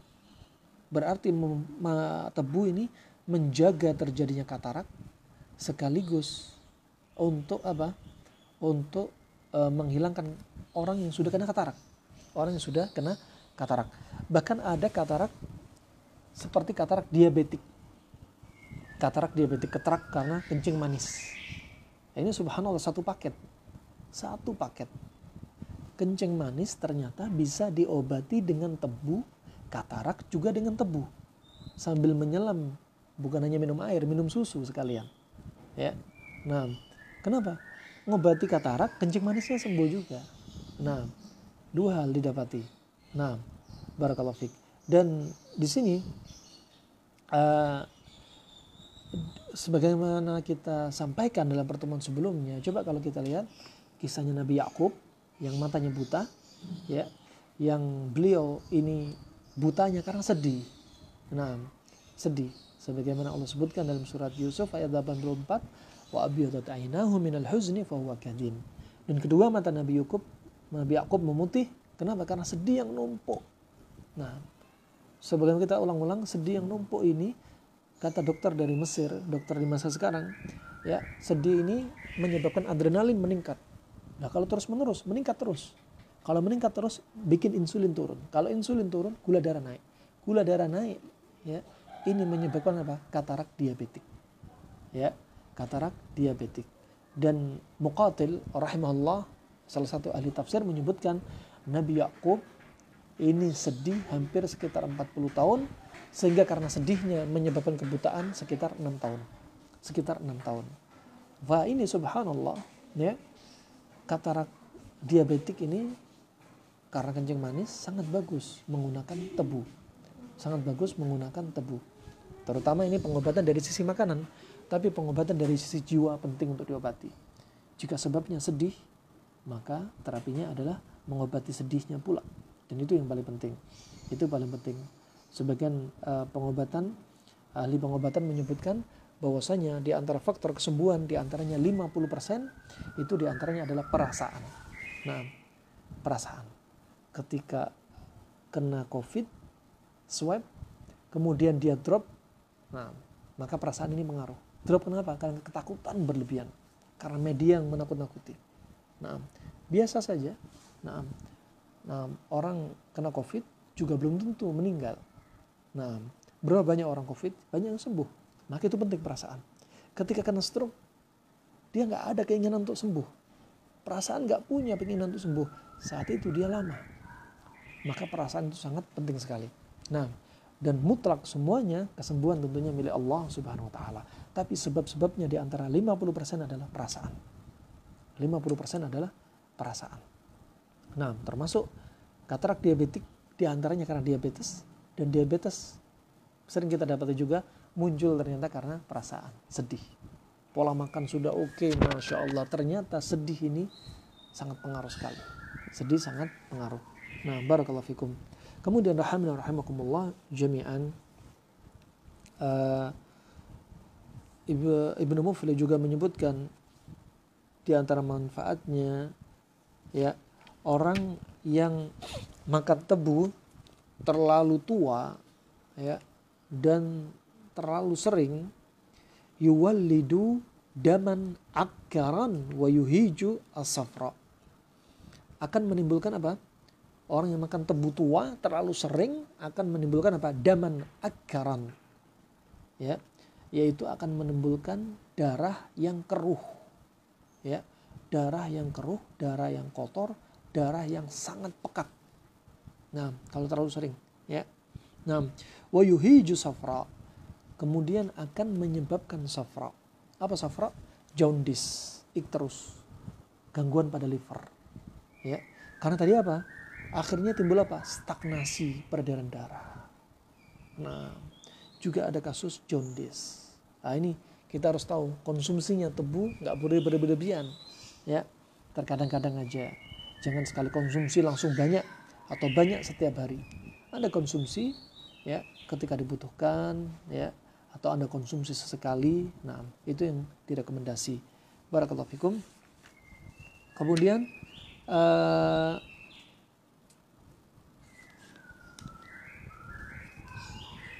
Masya Allah, mayoritas manfaat sudah kita sebutkan. Manfaat rata-rata sudah kita sebutkan. Adapun dari sisi kedokteran modern kita akan sebutkan, ya. Mereka meneliti bahwasanya tebu itu terkandung padanya polifenol. Polifenol ini sebagai antioksidan, dan dia untuk melindungi tubuh dari yaitu dari kerusakan-kerusakan, ya. Dari kerusakan-kerusakan akibat apa? Radikal bebas atau racun, ya. Tidak seperti pada gula yang dia hanya mengandung glukosa saja. Gula hanya mengandung glukosa. Tebu yang masih fresh ini mengandung apa? Polifenol. Sebagai apa? Antioksidan, ya, untuk membersihkan racun, oksidan, radikal bebas dalam tubuh kita. Ini bagus sekali dengan tebu. Juga polifenol ini sebagai apa fungsinya? Yang ada di dalam tebu ini sebagai antivirus. Dia juga sebagai anti alergi. Dia juga sebagai anti radang. Antivirus, antiinflamasi, juga anti alergi. Masya Allah. Ini di antara manfaat tebu. Dia juga mengandung vitamin dan mineral. Di antara kandungannya adalah kalsium, fosfor, besi, mangan, karbohidrat, protein, zinc, kalium, natrium. Banyak sekali kandungannya. Juga yang asiknya pada tebu ini, indeks glikemiknya dan kalorinya rendah, sangat rendah. Sehingga tebu walaupun manis itu bisa dikonsumsi untuk orang kencing manis. Bahkan sebagai obatnya kencing manis. Subhanallah. Nah, ini sudah teruji coba. Bahkan sebagian saudara-saudari kita ada yang sudah mempraktekannya, bahkan menjadikan produk mereka untuk dijual ke Eropa, ke Amerika, ya, ke Barat, ke Eropa, ke Saudi Arabia juga dijadikan produk, ya.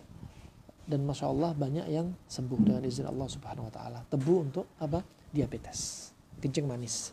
Karena Berapa banyak orang jika menderita kencing manis pantangannya nggak boleh manis-manis, ya. Maka itu merupakan sesuatu yang berat bagi mereka, sehingga apa? Produk ini sangat manfaat. Tebu yang manis, tetapi bukan pantangan bagi kencing manis, bahkan sebagai obat. Bahkan dalam buku Sahih Tibbin Nabawi min Manzuril Mu'asir disebutkan bahwasanya kurma juga, yang kurma ini sangat manis, itu juga menjadi obatnya kencing manis jika dikonsumsi dengan dosis yang tepat. Yaitu apa? Yaitu dengan dosis yang tepat 100 gram satu hari. Setelah kita timbang, katakan kurma sukari berarti 3 biji di pagi hari dan 3 biji di sore hari. Itu sebagai dosis kencing manis dari kurma. Masya Allah. Nah, demikian rahimana rahimakumullah jami'an. Kemudian juga di antara manfaatnya tebu ini ada padanya sukrosa dan fruktosa. Dia juga kaya akan serat, ya. Kaya akan serat. Juga dia mengandung asam glikolat.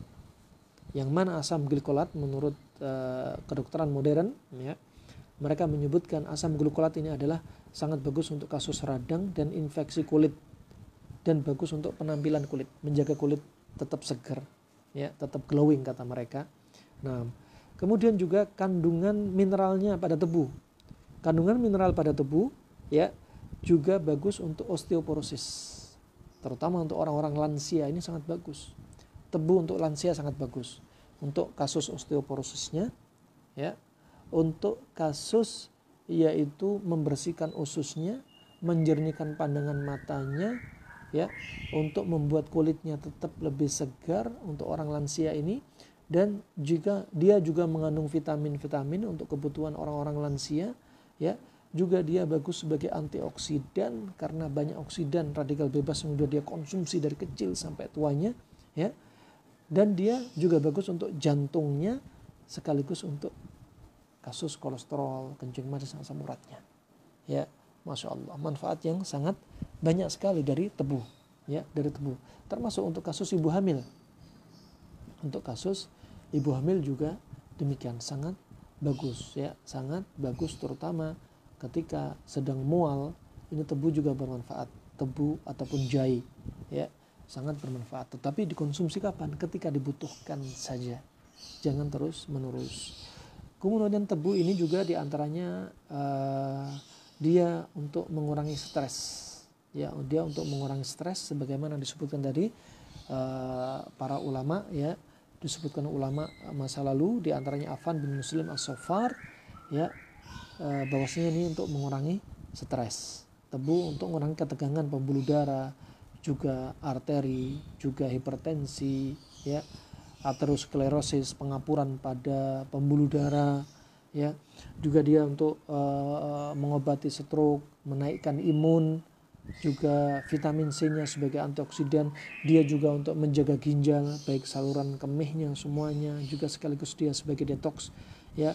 Dia sebagai pengganti gula yang aman, dia juga sebagai pengganti energi, dia juga bagus untuk bumil, ya, terutama untuk apa? Metabolisme ibu hamil, ya, metabolismenya ibu hamil, untuk pencernaan, untuk morning sickness pada ibu hamil yang sering mual muntah di pagi hari, juga mengatasi imun dan sembelit. Ini saja yang bisa kami sampaikan.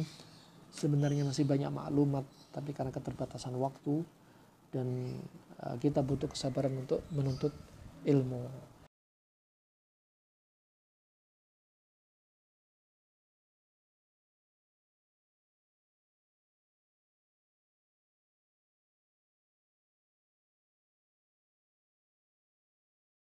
Berikutnya beberapa pertanyaan.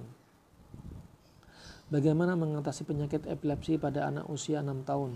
Epilepsi ini, ya, di antara sebabnya adalah ada aliran ion listrik di otak, ya, ion listrik di otak. Nah, baik karena trauma atau yang lainnya. Trauma atau yang lainnya. Nah, dan tentunya ini sifatnya panas. Dan untuk mendinginkannya, yang sering dicoba di negeri Arab adalah dengan menggunakan labu kuning. Dan labu kuning sifatnya dingin. Labu kuning sifatnya dingin. Labu kuning yang sifatnya dingin ini, ya, untuk mengontrol panasnya di otak. Panas otak. Nah, juga bisa Anda bantu dengan sering apa? Mandi. Ya, mandi pada jam-jam yang sangat efektif untuk mendinginkan otak. Seperti biasakan mandi pagi. Ya, sebelum subuh. Itu sangat bagus, ya. Diguyur kepalanya. Dari kakinya dahulu kemudian naik ke badannya hingga kepalanya. Ini sangat bermanfaat sekali, ya. Kemudian tentunya kurangi apa? Makanan-makanan yang sifatnya panas. Kurangi kambing, ikan asin, bebek, ayam. Nah, dikurangi. Usahakan makan apa? Banyak konsumsi bayam. Untuk protein hewaninya konsumsi ikan. Kemudian digunakan juga labu kuning yang kami sampaikan tadi. Kombinasi panas dingin juga bisa dipraktekkan. Kemudian assalamualaikum warahmatullahi wabarakatuh. Waalaikumsalam warahmatullahi wabarakatuh.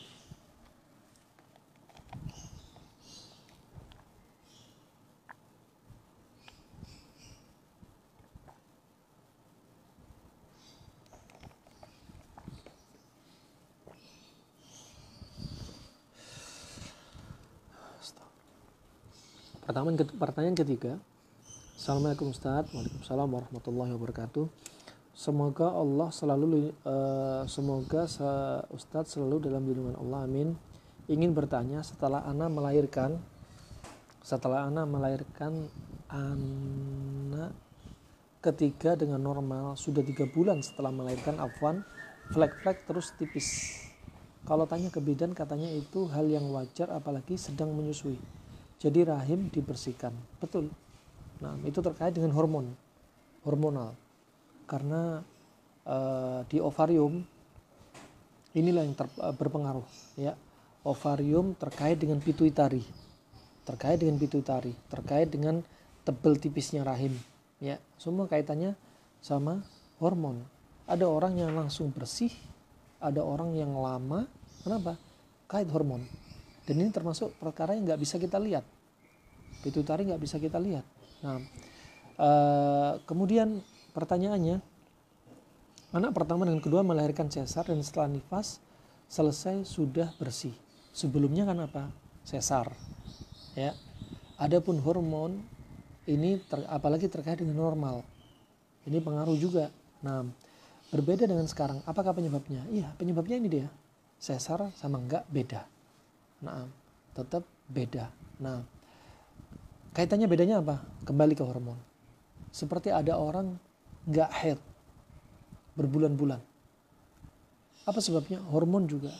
Seperti ada orang haidnya berlebihan sampai banjir, sampai timbul anemia. Kaitannya apa? Hormon.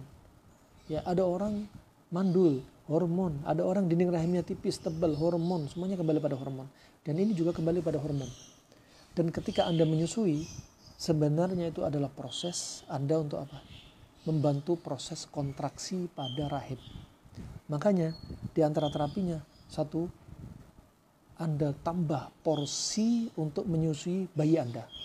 Terus ketika Anda menyusui ada rangsangan di payudara, saat itu rahim mengadakan kontraksi dan saat itu dibersihkan. Itu pengaruh. Kedua, pola makan Anda.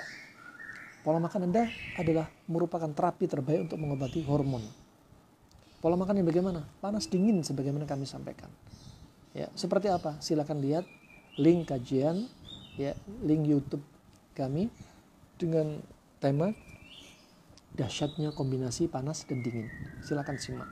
Dan itu sangat membantu sekali. Sangat membantu sekali. Kemudian yang berikutnya apa? Yang membantu hormon dan metabolisme, Anda tetap olahraga. Lakukan olahraga. 3 hal ini perlu Anda lakukan bersama-sama. Nah, kemudian yang berikutnya, Masya Allah pertanyaan sangat banyak.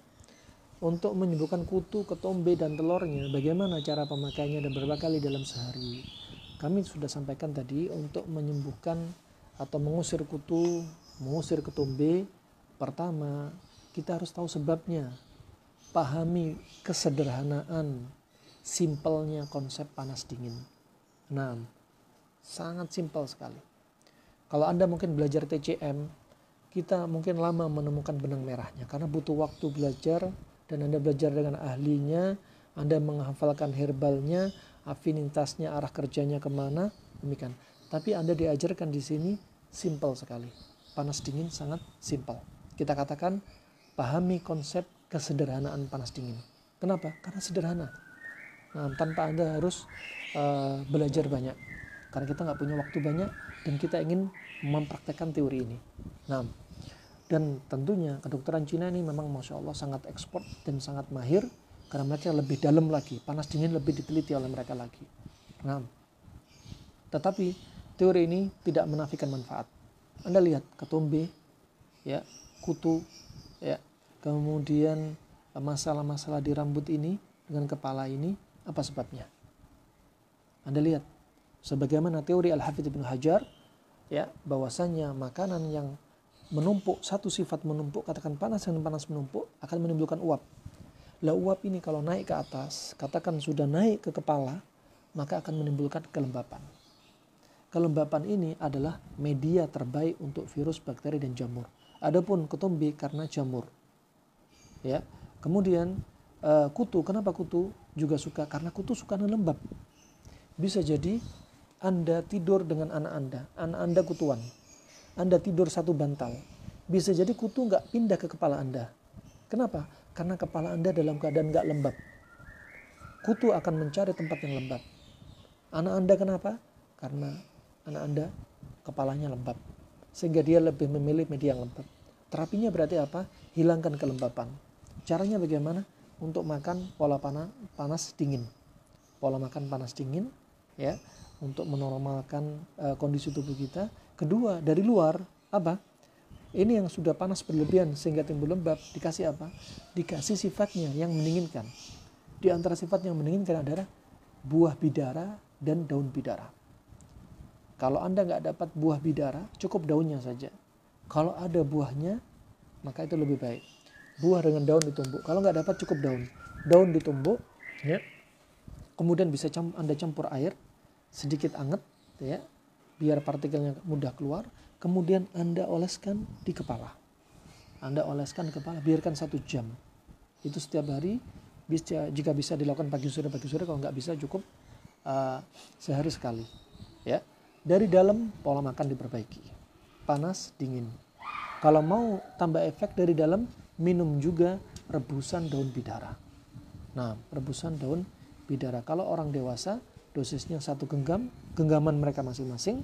Kalau anak kecil, genggaman mereka sesuai umurnya. Nah, kemudian dari luar, yaitu dengan daun bidara yang dilumurkan, dibalurkan ke kulit kepala. Itu tuh apa? Ngusir kutu sekaligus untuk menghilangkan ketombe. Berapa banyak dari saudara kita yang hanya konsumsi panas dingin saja tanpa pakai daun bidara. Ketombe banyak. Ya, dari pengakuan dia sudah pakai herbal apapun nggak sembuh. Obat kimia apapun nggak sembuh. Akhirnya subhanallah dengan izin Allah kita dipertemukan. Dia baru konsumsi panas dingin, setiap makan diusahakan timun ada. Dalam hitungan 6 hari pengakuan dia ketombe hilang. Ini masih panas dingin dari dalam. Nah, kalau dikombinasi dengan dari luar, maka tentunya hasilnya lebih maksimal. Wallahu a'lam bishawab. Kemudian pertanyaan berikutnya, Ustaz hafizakumullah, jadi untuk mengantisipasi lendir yang sering ada, bahkan baru bangun tidur, dengan cara konsumsi apa? Kurangi makanan yang manis, kurangi karbohidrat, kurangi kebiasaan makan malam, ya, di atas jam 8, jam 9, di atas jam 8, jam 9 dikurangi kebiasaannya. Barakallahu fiik. Kemudian bagaimana Ustadz sejak usia 45 ke atas, ya, badan sering capek, akhirnya saya berhenti konsumsi gula pasir, saya ganti dengan gula pengganti, saya konsumsi manisnya ambil dari madu, buah, nasi, dan makanan manis yang lainnya. Kalau badan sering capek, ini indikasi Anda termasuk perlu dilakukan detox pada tubuh Anda. Kemudian bismillah Ustadz, kalau obat herbal batu empedu, mungkin bukan batu liver, batu empedu, obat herbal batu empedu hampir sama dengan batu ginjal. Sudah kami sampaikan sebelumnya. Bagaimana terapi mata untuk anak kecil yang sudah minus? Pertama, mata minus Bisa jadi ada masalah pada anak terkait dengan apa? Peredaran darah ke arah mata. Nah, bisa jadi mungkin dia habis jatuh, atau mungkin ketika lahiran ada masalah keluarnya si janin. Nah, terapinya diantaranya apa? Biasakan anak Anda renang, ya, minimalnya sepekan 2 kali. Usahakan renang terus menerus. Nah, kemudian yang berikutnya, usahakan makan makanan yang warna kuning seperti wortel, ya, dan lain sebagainya. Kemudian kebiasaan yang berikutnya juga, untuk dari proteinnya kalau bisa ambil juga mata ikan, ya, untuk dikonsumsi, kebiasaan mata ikan. Kalau enggak, mungkin bisa ambil vitamin, yaitu dari puskesmas, dari rumah sakit, berupa vitamin A untuk membantu. Tetapi juga demikian, jangan digunakan dalam waktu panjang, ya, karena di antara efeknya akan menyebabkan rambut rontok. Nah, masih banyak sekali ikhtiar yang lainnya, ya. Untuk anak kecil tentunya kasus nggak terlalu berat, maka obati peredaran darah dia agar lancar ke mata, Nah, kemudian yang pertanyaan berikutnya, kalau minum es tebu yang banyak dijual pinggir jalan, bagus nggak? Kalau namanya bagus, yang bagus diminum apa? Sari tebu tanpa es, tanpa gula. Itu yang paling bagus. Tanpa es, tanpa gula. Bagus, di pinggir jalan juga bagus. Tapi tanpa es, tanpa gula. Kemudian untuk paru-paru yang ada corak sehingga yang dirasakan adalah dada sakit dan kadang ada terasa berat untuk bernafas, ada flek-flek. Ya, flek paru-paru ini disebutkan oleh kedokteran Arab modern sekarang. Mereka meneliti Kustul Hindi sangat efektif untuk membersihkan flek-flek di paru-paru, baik karena COVID ataupun yang lain sebagainya. Nah, sangat bagus, ya. Kemudian bagaimana cara mengobati gatal-gatal pada kaki yang tidak sembuh-sembuh? Pernah kami resepkan kepada seorang ibu-ibu pada anaknya yang mengalami eksem, ya, juga pioderm, ya, luka, gatal, akhirnya timbul nanah. Kami anjurkan untuk konsumsi rebusan daun bidara, ya, dan kemudian daun bidara ditumbuk, dikompreskan ke gatalnya. Alhamdulillah dengan izin Allah, dan membutuhkan 2 pekan Allah sembuhkan. Saya ibu menyusui yang memiliki asam lambung. Setiap hari saya konsumsi habat 3 kali 1 kapsul masing-masing, VCO 1 kali. Untuk ibu hamil, ibu menyusui, ya, paling bagus Anda pakai pola makan, ya, pola makan paling bagus. Nah, untuk habatus soda, lihat lambung Anda. Kalau lambung Anda panas, bisa jadi tambah sakit lambungnya. Nah, begitu Pak VCO. VCO itu sifatnya juga panas. Madu sifatnya juga panas, coba, ya. Kalau Anda lambung sifatnya dingin, itu pun satu herbal yang dipakai. Nggak perlu banyak-banyakan herbal. Nah, coba kembalikan ke pola makan panas dingin. Ini ada pertanyaan, Ustadz, beda topik karena saya penasaran tentang kustul hindi. Ada info bahwa tidak untuk dikonsumsi, bahaya buat ginjal. Iya, kustul hindi itu dikonsumsi, kita sebutkan, ya, herbal itu ada dua. Herbal untuk dikonsumsi tiap hari, herbal untuk jadi obat, dosis obat. Dosis tiap hari, makanan keseharian kita seperti bawang, itu herbal. Serai, itu herbal. Ya, kemudian banyak sekali herbal tiap hari dikonsumsi. Itu silahkan saja untuk menjaga keseimbangan kita, sangat bagus. Nah, dan ada herbal yang dosisnya dosis obat, seperti bawang putih untuk asma, dosisnya beda, bisa digunakan. Atau herbal yang ekspor, butuh keahlian, seperti herbal yang bukan herbal dapur. Seperti apa? Kustul hindi. Kustul hindi adalah termasuk herbal yang ekspor, yang dipakai bukan untuk keseharian, bukan tiap hari, ya. Nggak mungkin kita masak dikasih kustul hindi, ya, rasanya pahit semua nanti. Nah, nggak mungkin kita bikin sopnya sop kustul hindi, nggak mungkin. Dan ini digunakan ketika perlu saja, ya, digunakan ketika perlu saja, ketika dibutuhkan, dan jangan dalam waktu yang panjang, ya. Jika dalam waktu yang panjang akan apa? Menyebabkan sifatnya kustul hindi panas kering, membuat tubuh kita semakin panas kering. Kata Hippocrates, bapak kedokteran Yunani, ya, kalau tubuh kita sering konsumsi panas kering, apalagi tubuh kita panas kering, ditambah panas kering, tambah panas kering, akhirnya tubuh kita akan mengalami kekeringan. Kalau terus berlanjut, kekeringan berlanjut akan membatu. Ya, ini jadi masalah. Akan semakin timbul penyakit. Nah, timbul penyakit. Maka digunakan ketika dibutuhkan saja. Nah, kemudian rahimakumullah, kemudian juga ada masalah, ya. Masalah sudah dari awal ginjal bermasalah. Orang gagal ginjal, ya. Kemudian dia kena COVID, ya. Kemudian minum kustul hindi dalam bentuk serbuk. Ini nggak direkomendasi. Ya. Kenapa? Akan memperparah kinerja ginjal. Gagal ginjalnya akan semakin parah. Gagal ginjalnya akan semakin parah. Dan kustul hindi itu pun, ya, itu tidak boleh dikombinasi dengan obat-obat dokter. Ya. Ya, di antaranya bahkan kustul hindi memberikan dampak efek pada obat kimia ini semakin double, semakin berlipat-lipat. Katakan seperti apa? Obat seperti warfarin, pengencer darah, ya, atau simvastatin untuk kolesterol.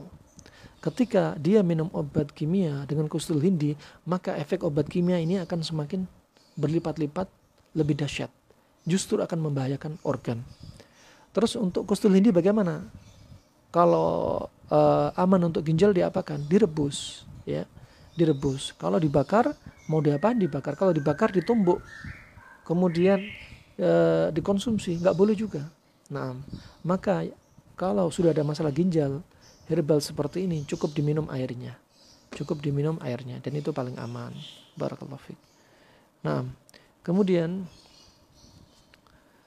kalau penggunaan gula, maksudnya gula pasir yang berlebihan tidak baik. Apakah bisa diganti dengan gula batu? Gula batu lebih mending, tapi semua tetap ada batasannya. Semua ada dosisnya. Ya, gula merah sifatnya dingin. Gula pasir sifatnya panas. Garam laut sifatnya panas. Garam Himalaya sifatnya dingin. Wallahu a'lam bishawab. Insyaallah sampai di sini aja. Ya, sudah menunjukkan jam 11 lebih 5.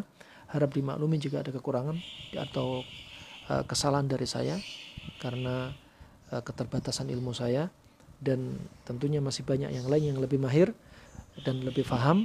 Ya, saya yang sampaikan hanya saya sampaikan sebatas ilmu saya, sebatas yang kami dapati, juga pun itu pun sebatas kedokteran Arab klasik. Ya, kedokteran Arab klasik. Barakallahu fikum. Semoga materi ini bermanfaat untuk Islam wal muslimin, dan semoga kita termasuk orang-orang yang bisa syukur nikmat kepada Allah selalu, bisa menikmati nikmat Allah termasuk tebu, ya, kita menghisapnya, kita minumnya sambil merasakan nikmat Allah begitu banyak sekali, dan belum juga manfaat-manfaatnya. Ini pun karena apa? Rahmat Allah yang satu rahmat saja diturunkan di muka bumi. 99 rahmat Allah simpankan untuk kita di yaumul qiyamah. Nah, semoga Allah mudahkan kita untuk selalu menjalankan ketaatan kepada Allah Subhanahu wa taala dan menjauhkan segala kemaksiatan kepada Allah Subhanahu wa taala. Amin ya rabbal alamin. Dan semoga Allah wafatkan kita dalam keadaan husnul khatimah. Barakallahu fikum. Sekali lagi jazakumullah khair kepada yang hadir dan terkhususnya panitia, yaitu majelis kajian taklim guys, ya, majelis kajian Al-Fath guys. Hafizakumullah wa barakallahu fikum. Subhanakallahumma bihamdik asyhadu an la ilaha illa anta astaghfiruka wa atubu ilaik. Wassalamualaikum warahmatullahi wabarakatuh. Ibunda Sufyan Ats-Tsauri. Sufyan ini anak yatim. Ibu-ibu yang single parent, yang ditinggal sama suaminya, yang suaminya tidak tanggung jawab, kemudian ditinggalin anak, jangan kecil hati. Sejatinya yang memberikan rizki kepada anti itu Rabbul Alamin, bukan suami anti. Allah. Ibunda Sufyan janda, dia punya anak Sufyan, dia kerjaannya buat tenunan lah, lalu dia jual. Dia ngomong sama Sufyan ketika masih kecil, Sufyan, sini nak, ini ambil uang 10 dirham. Watrub bihi asyra ahadith. Engkau cari dengan 10 dirham itu 10 hadis. Setelah engkau mendapatkan 10 hadis, kau cek dirimu. Kalau gaya ngomongmu berubah, jalanmu berubah jadi lebih baik, perilakumu jadi lebih baik, lanjutkan belajar. Tapi kalau tidak berubah nak, berhenti engkau belajar nak. Aku takut ilmumu nanti jadi bala buat engkau nak. Karena ilmu itu harus berpengaruh kepada diri kita. Allahumma inni a'udzubika, Allahumma inna na'udzubika min ilmin la yanfa. Nabi berdoa mengatakan, ya Allah kami berlindung kepadamu dari ilmu yang tidak bermanfaat. Hanya untuk gaya-gayaan aja. Ilmunya hanya untuk berdebat. Masuk ke grup ini debat, masuk grup ini debat. Untuk menunjukkan eksistensi dirinya, anak ini punya ilmu. Ada orang yang seperti itu. Enggak. Jadi enggak bermanfaat buat antum. Dan yang tiap pagi kita disuruh minta pagi hari bukan sembarang ilmu. Nabi setiap pagi baca doa mengatakan, Allahumma inni as'aluka ilman nafi'an wa rizqan thayyiban wa amalan mutaqabbala. Yang diminta pertama ilmu yang bermanfaat, jamaah. Ustadz, ilmu yang bermanfaat kayak apa Ustadz?